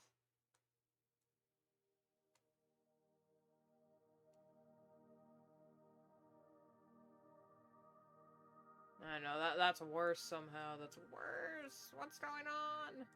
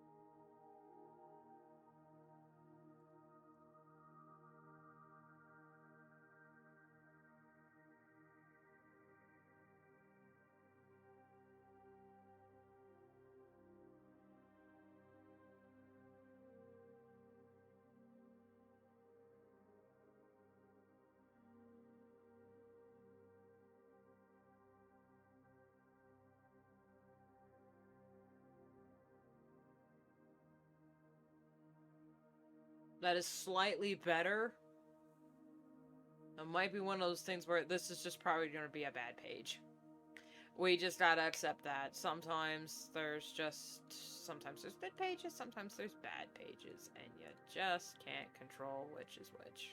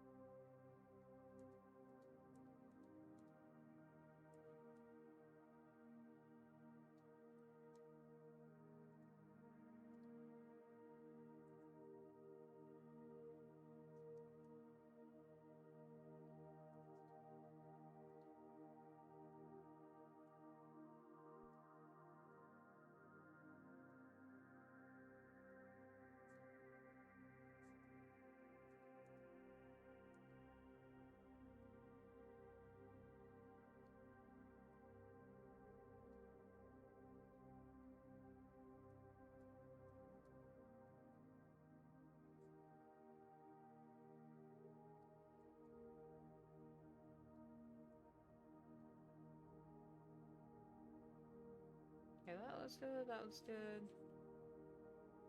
This and this.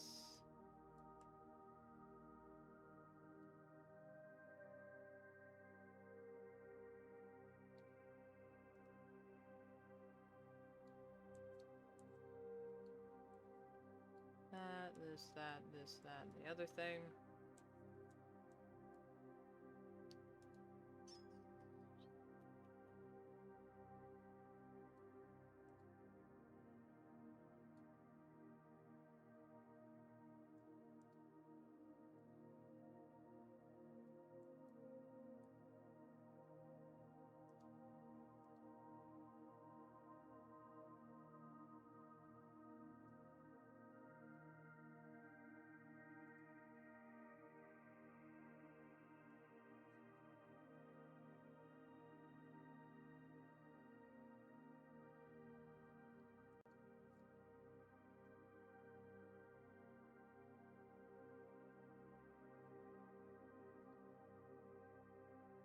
Make his highlight more yellow in this scene. And this one.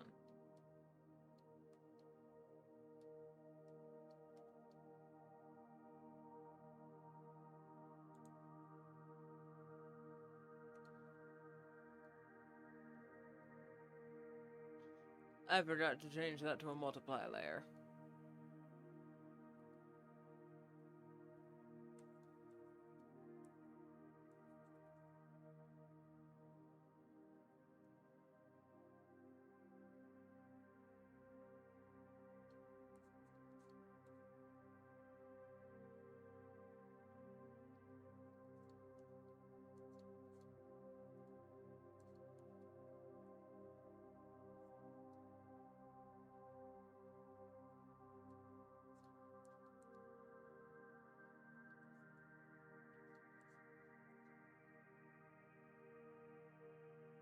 Now for this one,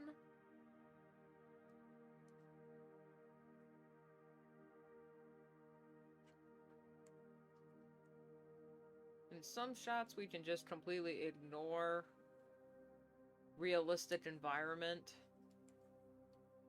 for the sake of dramatic lighting.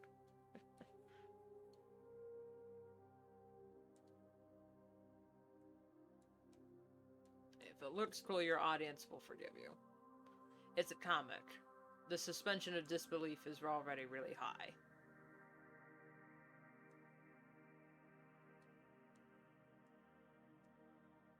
As long as it doesn't look too sloppy, they'll forgive you. Ugh, excuse me.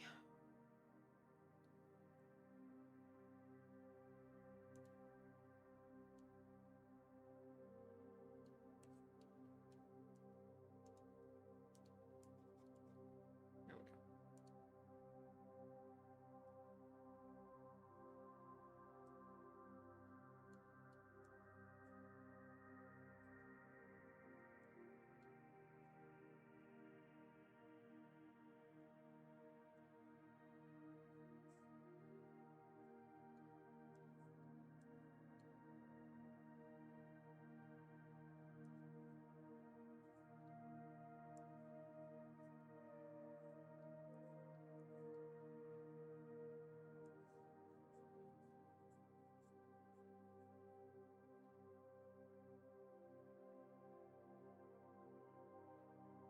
And just like that, it all looks slightly better.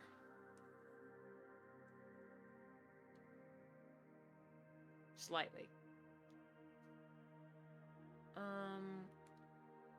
Let's try with the line art first before we decide where to add highlights.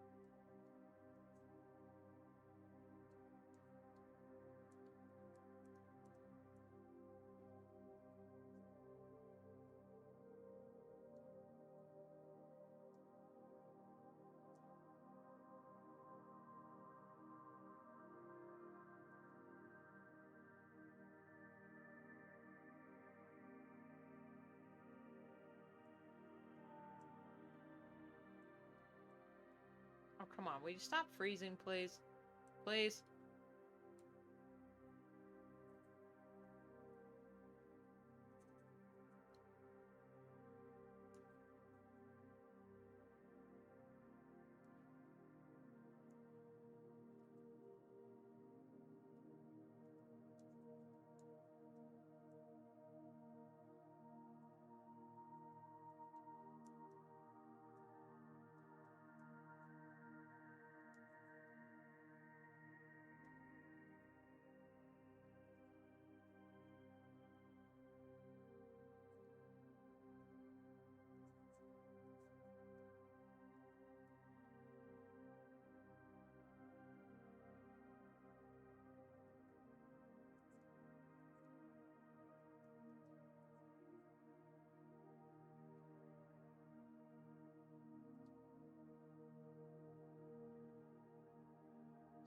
Blur this out just a little bit, and then I'll add the eye color.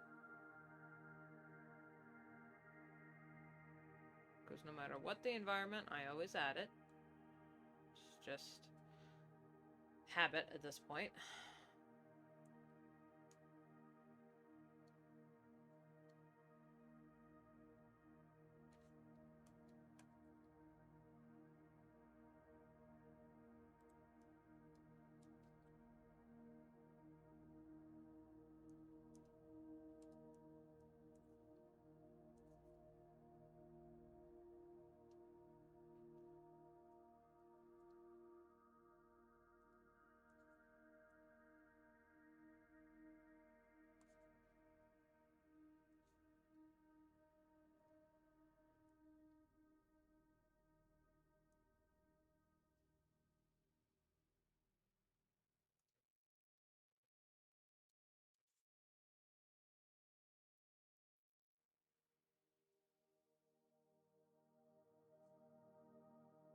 Is it really 2 o'clock? What? No. That's not fair at all. I've only done 1 page. Today was supposed to be lock-in. God dang it. Oh well. Hey, it turned out. I don't think I'm gonna end stream just yet, but I am getting a little hungry, so we bust out the snacks. I don't have an eating Sprite, but I don't really have food here. I just have granola bars. And, taro milk. So, while MediBang is not responding, I'm gonna eat this, cinnamon almond butter biscuit from Nature Valley.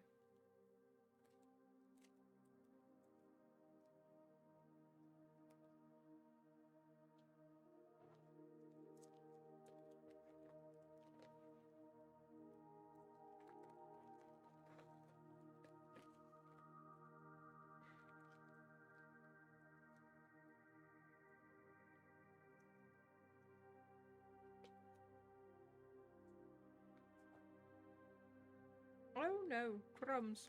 Oh well.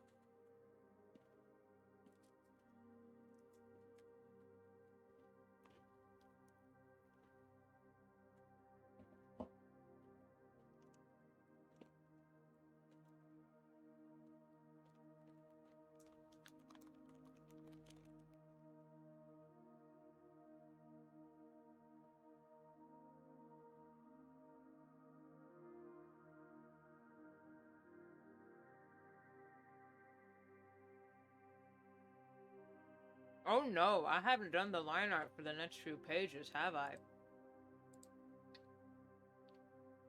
No, I haven't.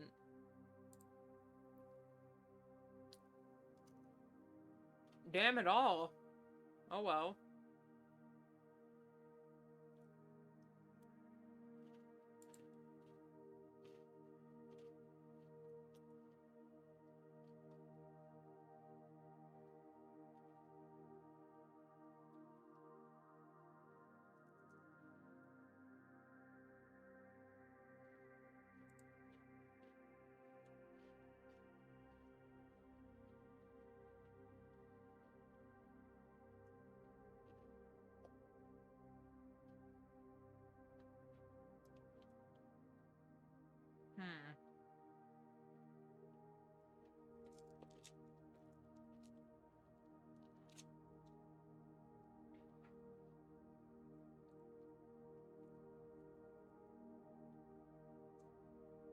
Well, live streaming or not, I gotta get the line art done for these guys. But here's another thing. I have all of the comics, all the pages sketched up into Halloween, and I wanted to take. Honestly, I want to draw spooky things for spooky season. And Path to Brighter Stars isn't really a spooky comic. It has nothing to do with the spooks. And I do have a series that has everything to do with the spooks. So if I get all the pages done in September, so I don't have to think about it for October, November, and then we'll come back, then we'll take winter off, come back New Year's.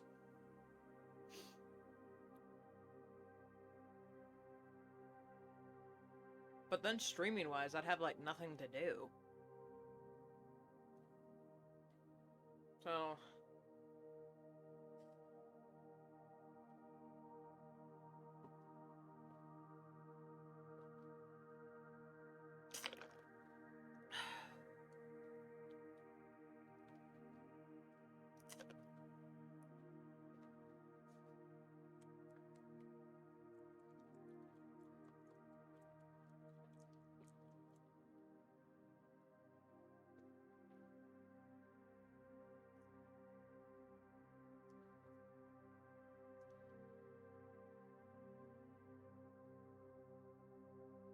Yeah, okay, that's the right page number.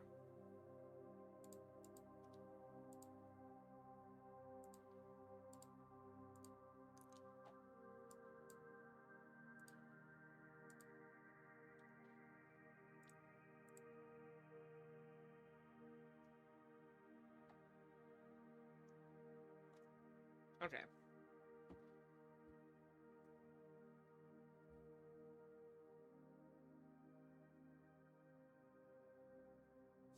We can keep going. I mean... It's not as fun without people being here, but, you know.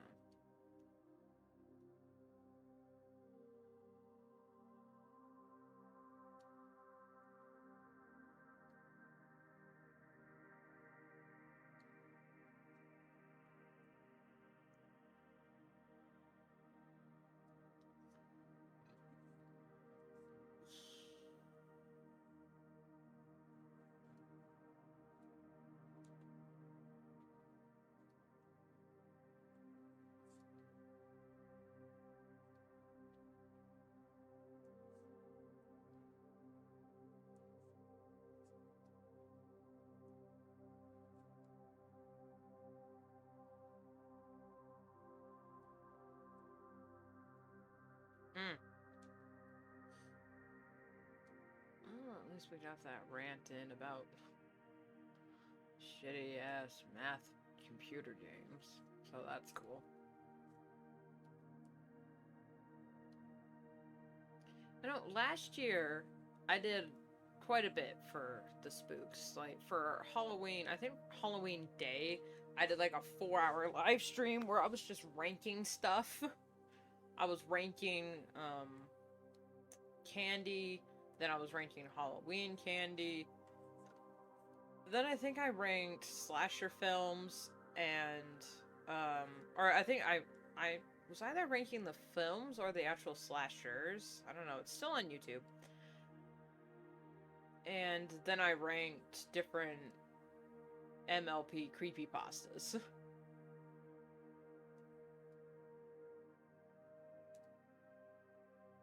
Which was really fun. My voice was shot after doing that, but then again, I had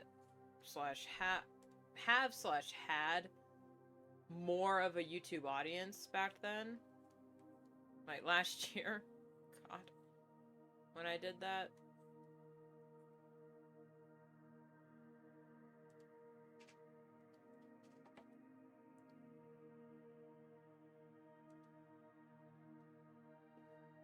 Which way should I add the shadow?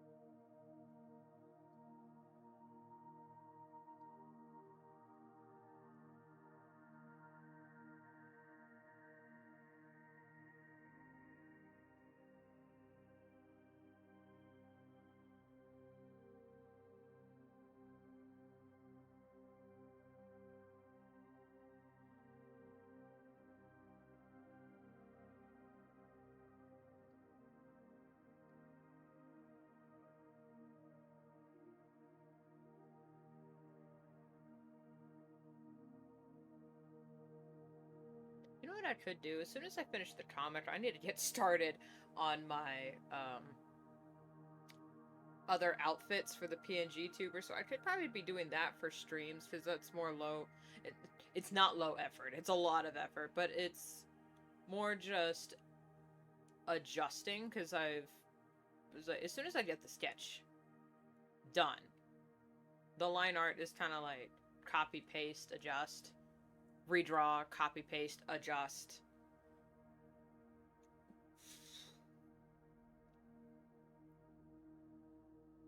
The coloring gets a little repetitive, but hey, those kinds of streams, I think the longest stream I ever done was 10 hours, and that's because I was working on a sprite start to finish, and my goodness.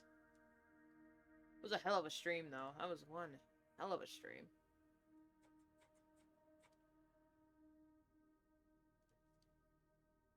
So we could do that.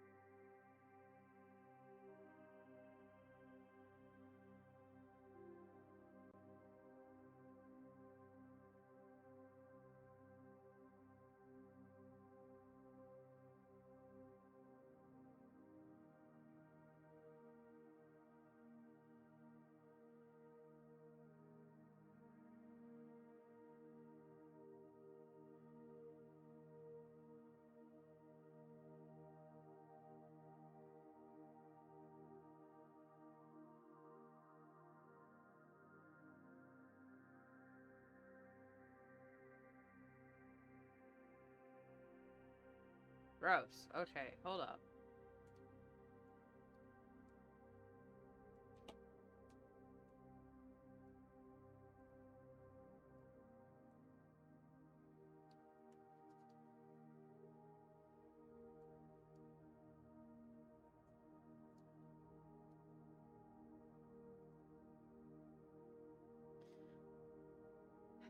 Honestly, I should stream evenings more because I'm more awake there. Because when I'm awake during the day, around 2 to 3 o'clock, 2, 3, 4, I can feel myself just kind of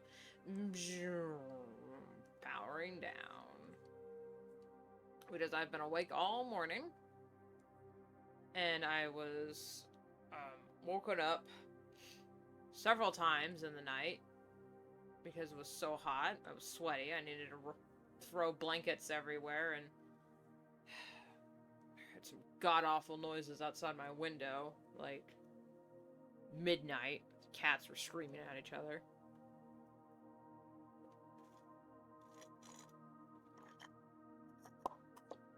Which is not... Hang on, there's still stuff in there.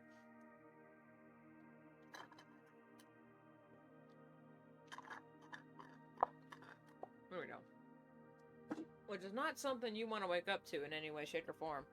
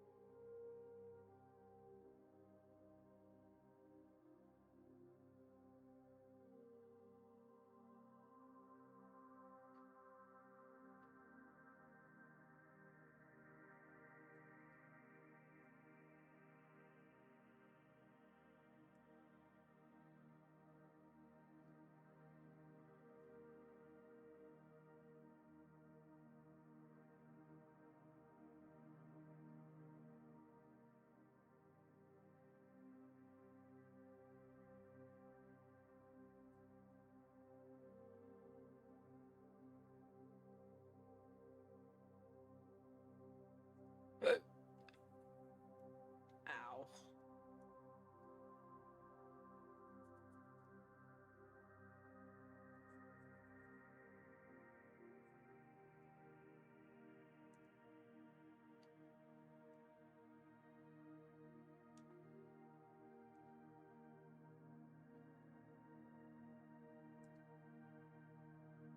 Yeah, I can feel no matter how much caffeine I have, by 2 to 3 o'clock, it's just like, yep, this is nap time.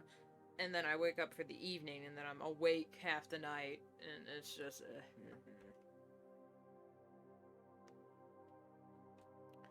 I am a... What are they called?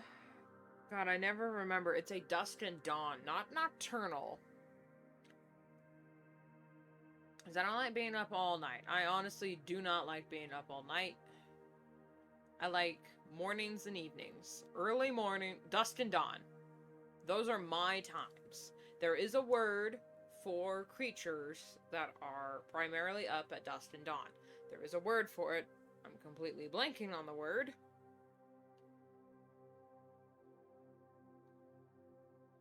I'm gonna try and do that.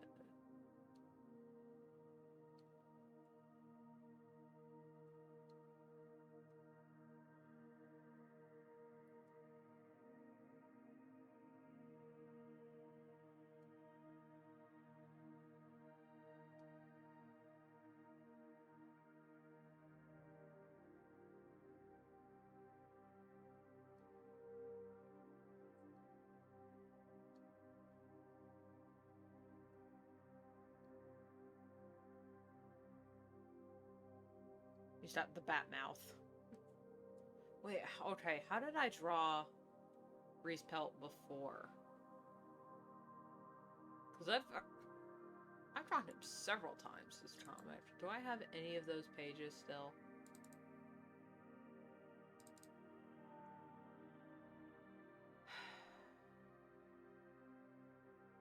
No. Damn. Okay. But I know he looks similar enough to Twig.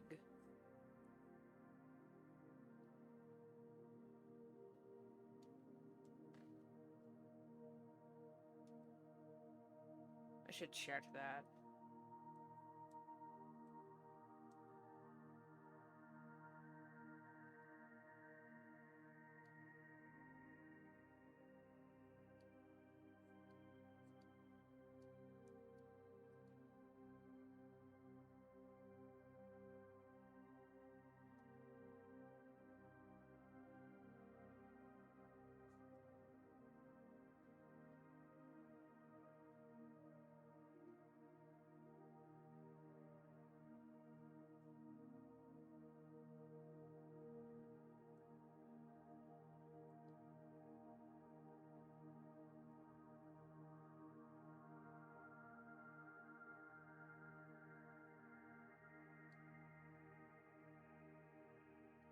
Nope.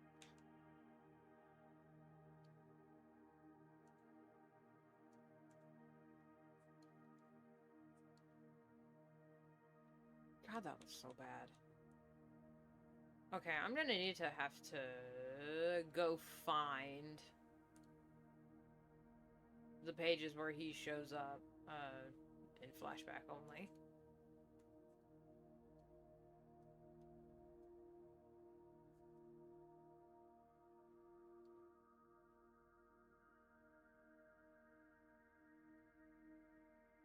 I honestly do not remember how I drew him prior. And I could just go look it up, but my computer does not like multitasking when I'm live streaming. Any other time it's fine, but as soon as I hit go live, I can only do one thing.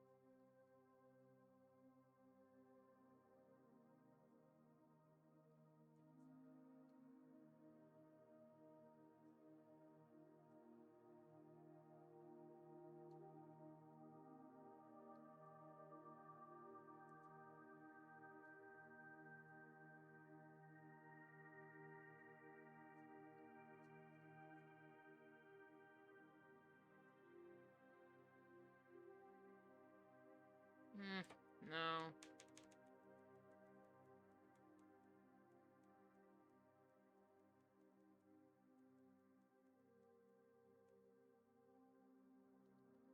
Yeah, I'm gonna have to come back to this one.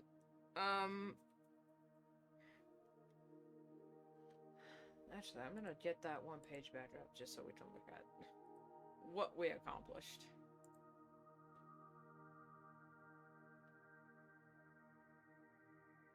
And I have said previously that my Friday streams are optional.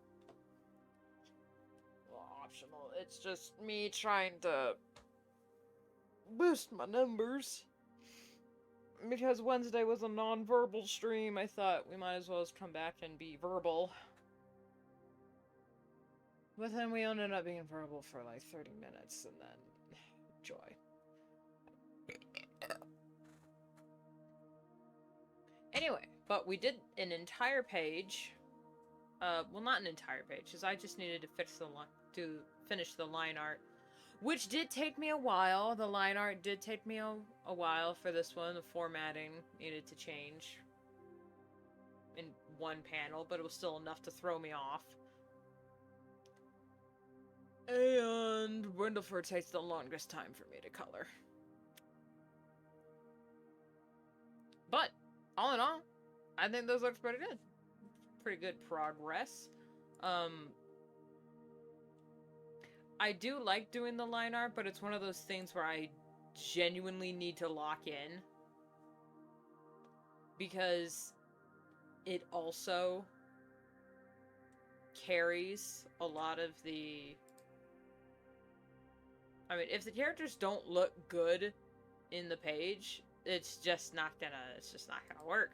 And the line art helps me make sure the characters at least look good.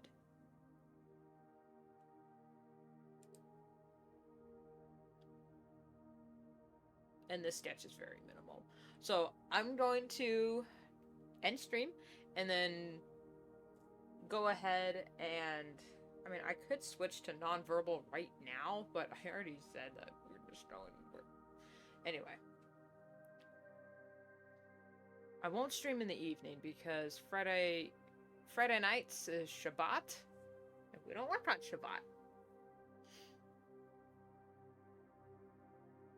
Could do Sunday nights though, but those are also my line art sketching times. But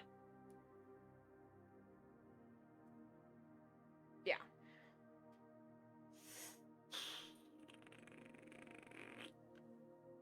Next week we'll get back into this, and hopefully the weather is a lot better, so I'll feel more energized and more chatty because I just won't be so irritable all the time.